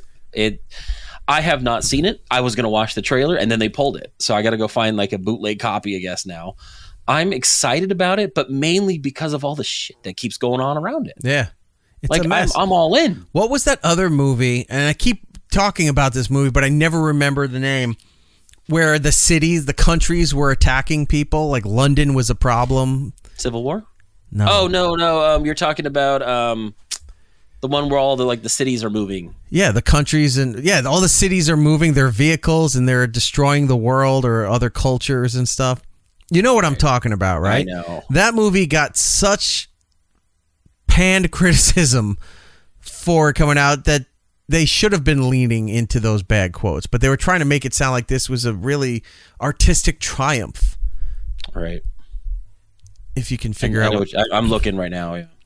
Lucy Moody in the chat talking about critics and how their quotes don't mean anything. Yeah, when they put stunning, beautifully, cinematography is beautiful. Zendaya has never been better. Like, those don't mean anything. Who gives a shit about all of that stuff? Stop putting the quotes and stop spoiling the movie in the trailers. I don't care if people are like, I need to know how the movie ends before I can go and see it. No, you don't. For a century, people were going to a movie because they were intrigued and then finding out that the movie was garbage or fantastic at the end. It's the blind boxing of cinema. Go in there and figure it out for yourself. Stop trying to find out what everything is. Right. What was the name of the movie? Mortal Engines. Okay. Yeah, that movie looked ridiculous, and I'm sure it was terrible. They should have put quotes out there about how terrible it was, and then it would have been probably a movie that people were like, man, this movie is so terrible, they're purposely putting out all the terrible quotes about them. This might be a good bad movie to go check it out. It's like what Morbius should have done. After that first initial release and they got the word of mouth. They should have put on the cross screen, it's Morbin time, just like the internet did. They should have leaned into that. Yeah, totally. Lean into all the bad reviews, all the bad quotes, and say, hey, look, for a week, we're going to re-release it. Come see how bad this really is. Now, what happens? You would have made money. If, what's his name? Craven the Hunter? Craven. I'd rather watch Kraken the Hunter. Or Kraken Hunter, coming now to the Travel Channel, where they're just going and hunting Kraken. It's the guys who got kicked off of the deep sea crab shows. They all went out to find they went to go find Cthulhu and drag that in. It's like, we are never working again. We caught Cthulhu. It's just like those ghost shows where they go, what was that? And they look and there's nothing there. You never see anything. It's the same Kraken Hunter. It's just them running. Something fell. No, the sound was over there. No, it fell over there. Or they're coming up and they're tickling their ear in the green nightlight stuff. I forgot where I was going with some of this stuff because I got sidetracked by shiny things. Kraken Hunter. Craven Hunter. If they put up there in the trailer, it's Morbin time. Okay, Sony may have learned a lesson. We know what you're craving. Yeah. Just something stupid. Like, lean into how bad this is going to be. Go to Jack in the Box, put out the Craven box. Craven for your box, late night cravings. It's all meat. Yeah. We somehow got zebra meat in our late night. Or those baked macaroni things, just put hair on it. Could they drop it on the floor? Whatever. So anyway, continuing on. So Megalopolis could be faking it till they make it. I'm still going to watch it. I'll watch it on demand. I'm not going to the theater for that. Some good news, though. The Acolyte got canceled by Disney+. The story of The Acolyte will not continue, with Lucasfilm opting not to proceed with a second season of the Star Wars offshoot. According to Deadline, word of the decision came more than a month after the 8-episode first season of the series from whoever. She's the one that did it, Leslie Headland. Yeah. The Acolyte did okay with critics at 78% on Rotten Tomatoes, but divided Star Wars fans, which was reflected in overall viewership. Now, this is where it gets fun on social media, because you're going to see a lot of people that were happy that that this show was canceled because a lot of people didn't like it. But then you start seeing a lot of people saying, screw you, Disney. You allowed you listened to the incels. You allowed the white chauvinist nerd fanboy dude bro Star Wars guy. Dude bro Star Wars guys are not synonyms. They're not Cinnamon Toast Crunch. They're not. They're all saying, "Oh, you listen to this. You let the racists and homophobes win." Is everybody that doesn't like a show a racist and a homophobe? Yes. That's where we're at now. If you don't like something, you're automatically racist, homophobe. Look, as someone who does another show with two racists and homophobes, I can concur. They didn't like the show or watch it. Is one of them in the chat right now? He's probably in the chat. Okay. And he'll make it. We'll let you figure out at home which of the two applies. Maybe both. We don't know. So they're sitting there, the good, and you look and you. Some of the blog sites are look at all the outrage to the cancellations, but if you do like a reverse search or a hashtag search or keyword search, and you look and you go, it's not a lot of people. There's a small minority of people, if you're allowed to say that too, where they're upset, but it's not a lot of people with overall outrage that Disney made the wrong decision on this. A lot of people were saying, I didn't get it. The story was terrible. The acting was terrible. There was an article I read that they were highlighting, what's his name from The Good Place, who was playing Manny Jacinto. He was playing, the stranger, whatever.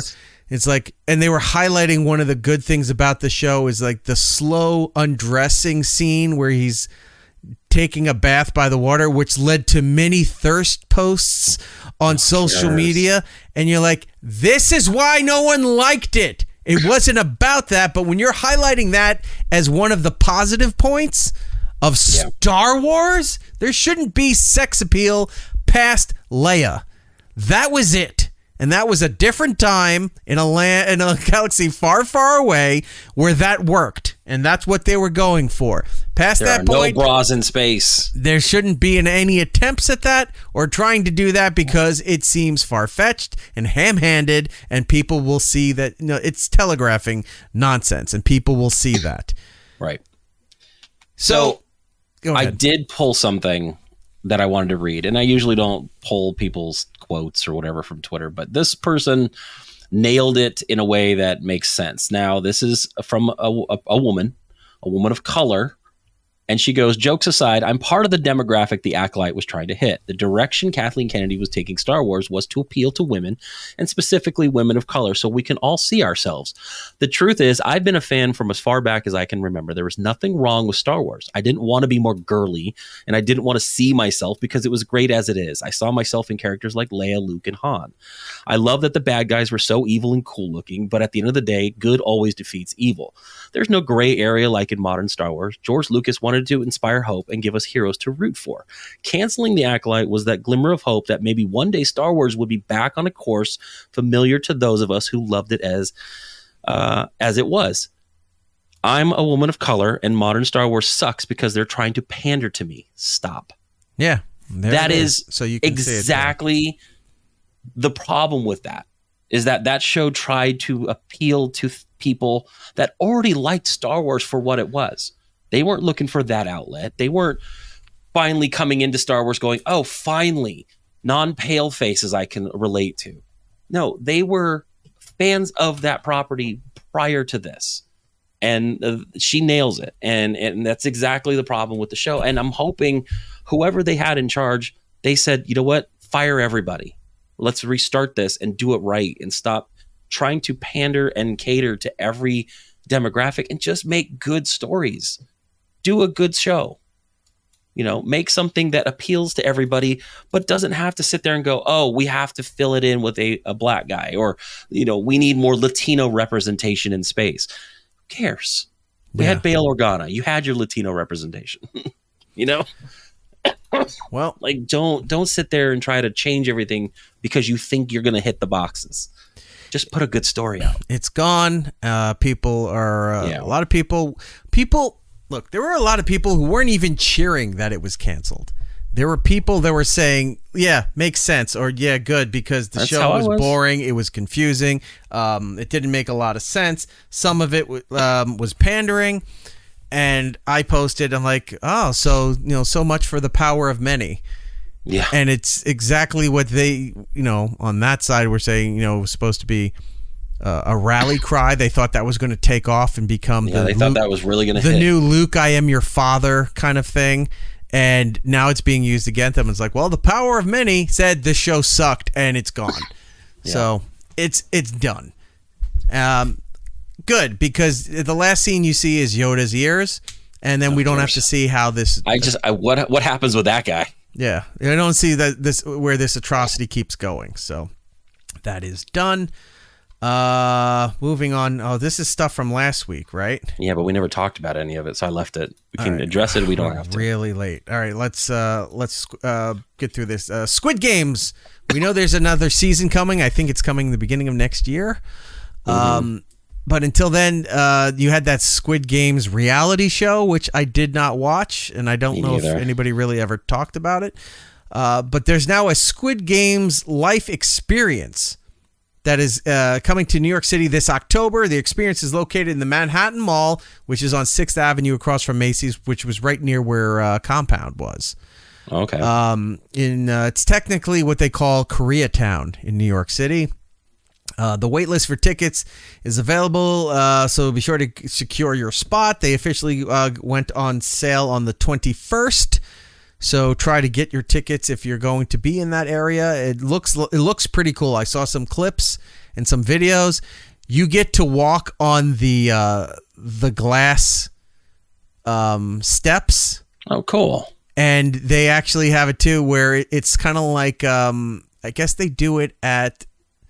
Do they do it at the Grand Canyon? I know they do it at the one in China. The horseshoe. Yeah, they do. They step on the glass and the glass kind of breaks. No, it doesn't break. That would freak people out. They do ones in China like that, right?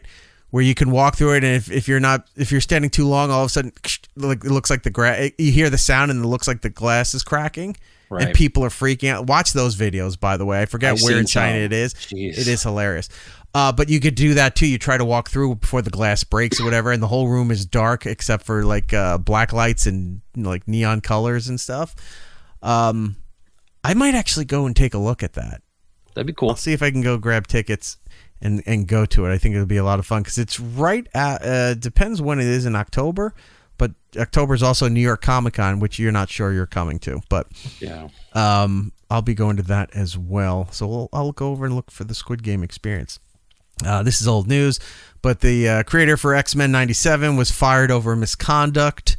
He was saying that he was terminated in March of 2024 following an internal investigation. Given the egregious nature of the findings, we severed ties with him immediately, and he has no further affiliation with Marvel. But he was insinuating that he was fired for posts that were about gay stuff, right? He was basically saying that he was posting stuff during Pride, for Pride, and that's why he was fired. He wasn't supposed to. I guess when he got let go, there was a contract in there, and basically he was told, don't comment about the show, don't tweet about the show, don't even like mention the show. And for a while he stuck to it. He didn't mention the show, he didn't bring it. And then as the show got more popular and everyone was like, oh my God, this is amazing. And some people would reach out to him specifically. He started to address things and started to talk about things, not so much about the firing, but just about the show. And it kind of broke that contract. So they had to finally say, look, because you broke that contract, we're removing your name from season 2. Right. I know you put in a lot of work. You wrote a lot of the script. You're out. You don't get writing credits anymore. And that was what made him mad. That's why he started talking bad about Marvel and saying it was par for the course on how they handle these kinds of things. So it forced Marvel's hand to address it and release that statement. So I'm sure there's going to be more to it. But right now, as it stands, there was some egregious misconduct that he was posting, and then they didn't like it. Didn't seem like if you're posting pro-gay pride stuff, doesn't seem like something that would be a fireable offense. This guy, I followed him on social media at first. He is into bodybuilding just for the gay content. Right. He's into bodybuilding and all this stuff. He is practically almost posting himself nude a lot. Oh, really? Yeah, I've got screenshots. I use them a lot. I'm sure you do. Are they that rotating screen yeah, it's on my feature screen, on your phone? Yeah. But I don't think that's new habits. I think he's always done that. And I don't think once Disney had X-Men going and all this stuff, wanted that out there, and he just couldn't help himself. So I think I don't like siding with big corporations, but when you sign on for Disney, Marvel, any of that stuff, keep it in your pants, man. Like you can be a social justice warrior. That's fine. They've been big on Pride Month. They celebrate. They do all this stuff like every other business that wants to make money. But at the end of the day, if you go a little too far, they're going to fire you, because Disney has to try to maintain some kind of, some kind of semblance of morality and family values. And, right. You're posting yourself half nude, pretending to be Cyclops. They're going to fire you, man. What if it all stems back to, like, remember all the fervor you caused by talking about Morph being non-binary? Yeah. Remember that for a minute, that was a problem, and then everybody watching go, oh yeah, this is no big deal. It doesn't mean anything. You're like, oh, this, all right. It's like, yeah, well, this is a little bit of a cup check to you for starting that off to begin with. Yeah. And then we're moving on. Real quick, Jordan, new drink at Starbucks. I know you're going to go want to check it. They came out today. The Apple Crisp. Yep. I'm already ready to go, man. I know what? I might have to go check that out too. For the consumer. Trust me. Aaron went and got his pumpkin spice latte. I think he got a pumpkin spice latte based off the picture. But yeah, the local Starbucks by me at first didn't look like it was busy. And then a kid got dropped off, and on the way back, lines going way out from the drive-thru. So yeah, it's officially fall drink season at Starbucks. People are going nuts. Gotcha. All right, moving on. Well, you want to talk about fast food and fast chains, Living. if you will, casual dining chains. Chick-Fil-A is going to step into the streaming service business. What a time when they're at all-time lows to step in there. Chick-fil-A is moving aggressively into the entertainment space with plans to launch a slate of originals for its own streaming platform. The fast food firm has been working with a number of major production companies, including some of the studios, to create family-friendly shows, particularly in this unscripted space. It also is in talks to license and acquire content. So one, I'm going to find out who and try to sell this show. Two, wouldn't it be great if they started their own...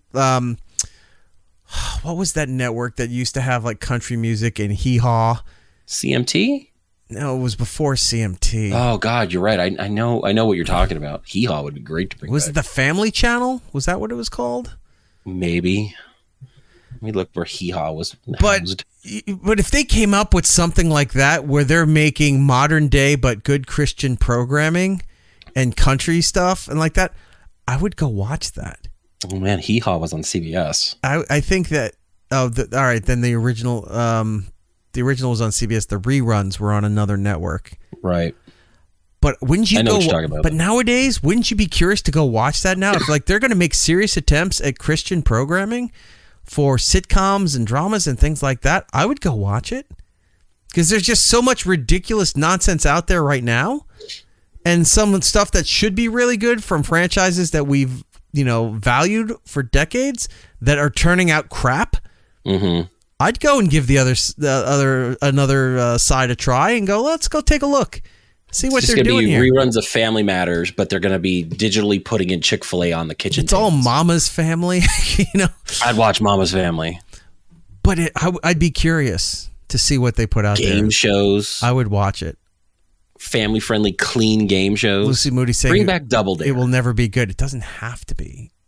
It doesn't have to be good. If they're making a serious effort at comedy, at drama, at all this stuff here, they're not doing it tongue-in-cheek. They're not doing it like, oh, this is what schlocky Christian programming is. If they took a serious attempt at doing that, I would watch that. See, Lucy jokes and does this, and she says, the Left Behind movies. I was on the same boat as you, Lucy. When we found this article the other day, my first comment was lots of Kirk Cameron Presents going to be on there. Yeah. Yeah. He does his specials. Candace Cameron does her version of like Hallmark Christmas movies. Oh, my God. All right. I'm all about this now. I'm a big supporter of the Chick-fil-A streaming service. I'm curious to see what it's going to be about. I will reach out. I'm going to look up this weekend who I can reach out and say, I'll even barter with them. I said, I will give you the show for free if you allow us to be on your network. You get us at least some Chick-fil-A coupons. Well, I'll work our way up. Okay. If they want new current... Bring back the Peach Shake. If they want year-round. exclusive programming, then we're going to talk. But if they just want to take the shows that we already do, why not? I'll give it to them for free. Yeah.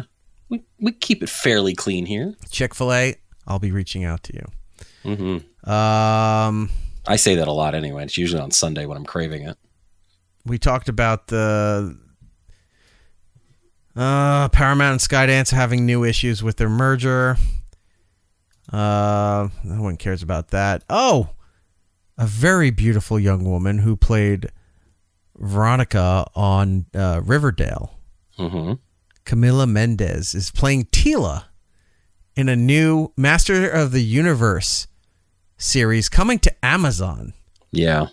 Which is interesting because all the other stuff is like the Kevin Smith one and everything has been on Netflix. So this one's going to Amazon. She got cast as Tila. She's the first person we know to cast in the show. They haven't announced anybody else yet. Well, they do have Nicholas Galadzine. He's going to be He-Man. I don't know who that is. Oh, I didn't see that they announced a He-Man. I don't know who he is. Let's see what he looks like. But yeah, they this has been kind of in development hell for a couple years. Like they originally had, I think, James Wan attached. I saw pictures of this guy when they first announced him, and I was unimpressed. He's kind of got an Elon Musk thing going on. Yeah. He's an English actor. If they dye his hair blonde and they tan him up a bit, maybe puts a little pounds on. I think he could. He could work here. Let's see what he's done. He had a television series called Legends in 2015. The lead roles in teen films High Strung and Handsome Devil. Don't know those. Mm-hmm. He starred in the supernatural horror film The Craft Legacy in 2020. No one watched the musical film Cinderella in 2021. That's where I know him from. I hated that movie. Let's see. James Corden is in that one. You'd love it. Is it the Butthole edition for that one too? Oh God, I wish. Romantic streaming films: Purple Hearts, Red, White, and Royal Blue. The Idea of You. Comedy film Bottoms in 2023, and a period. Bottoms was funny. Period drama series Mary and George in 2024. All right, so I really don't know anything this guy's done. That doesn't mean he's not good, but looking at him, I think they got to tan him up and blonde him up, and he'll look good for He-Man. So we shall see. He's got to put on a lot of muscle too. He looks very thin. He's got to bulk up a bit. Because even Adam in the cartoons was bulky. He was just a dumbass with a Lord Fauntleroy haircut. Yeah. All they did was just strip off his shirt, put the Iron Cross from Germany on his chest, and give him a sword. So remember, we saw this with how far out Deadpool and Wolverine was, where they started estimating at first is like it's going to break 250 million opening weekend. Right. We're like, wow, really? good to see, but that seems like a lot. And then the numbers kept increasing as it got to the week of the opening. Well, they're starting to do that now with Beetlejuice. Is tracking for a huge box office come September 6th, which is the week after Labor Day weekend. So I'm excited for this movie. They're already tracking 65 to 75 million for opening weekend, but it could be more as it gets closer to that. I didn't see tickets go on for sale yet, did they? Yeah. Oh, shit. A while ago. All right, I'm going to have to go buy a ticket then. I'll actually go to the movies and see that. We had mentioned Nick Cage with Long Legs coming to On Demand. He's going to play John Madden in a biopic. Yep. He does not look anything like John Madden. No. 0 cents. None.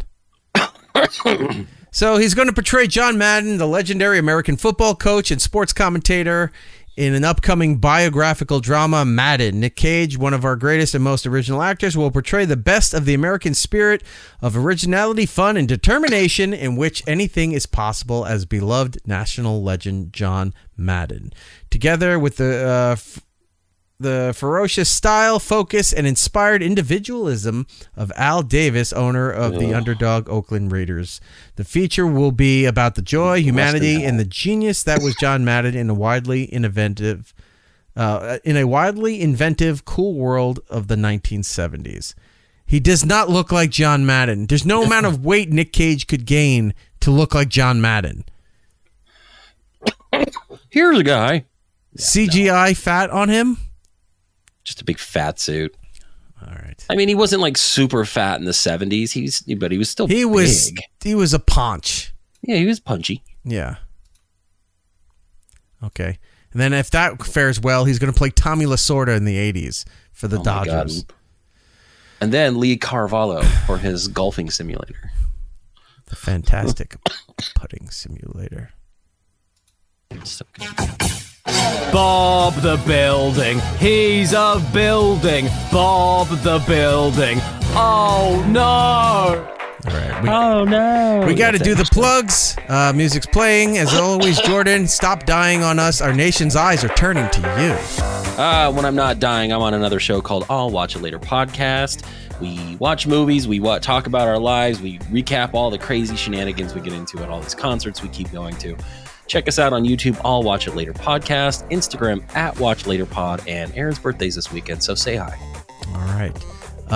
What's his social media so we can put that out there and everybody can send him in? I like movies more than you, all one word. Okay. On Instagram. Wordy, poorly thought out. It's very long. Yes. But go find Aaron and wish him a happy birthday.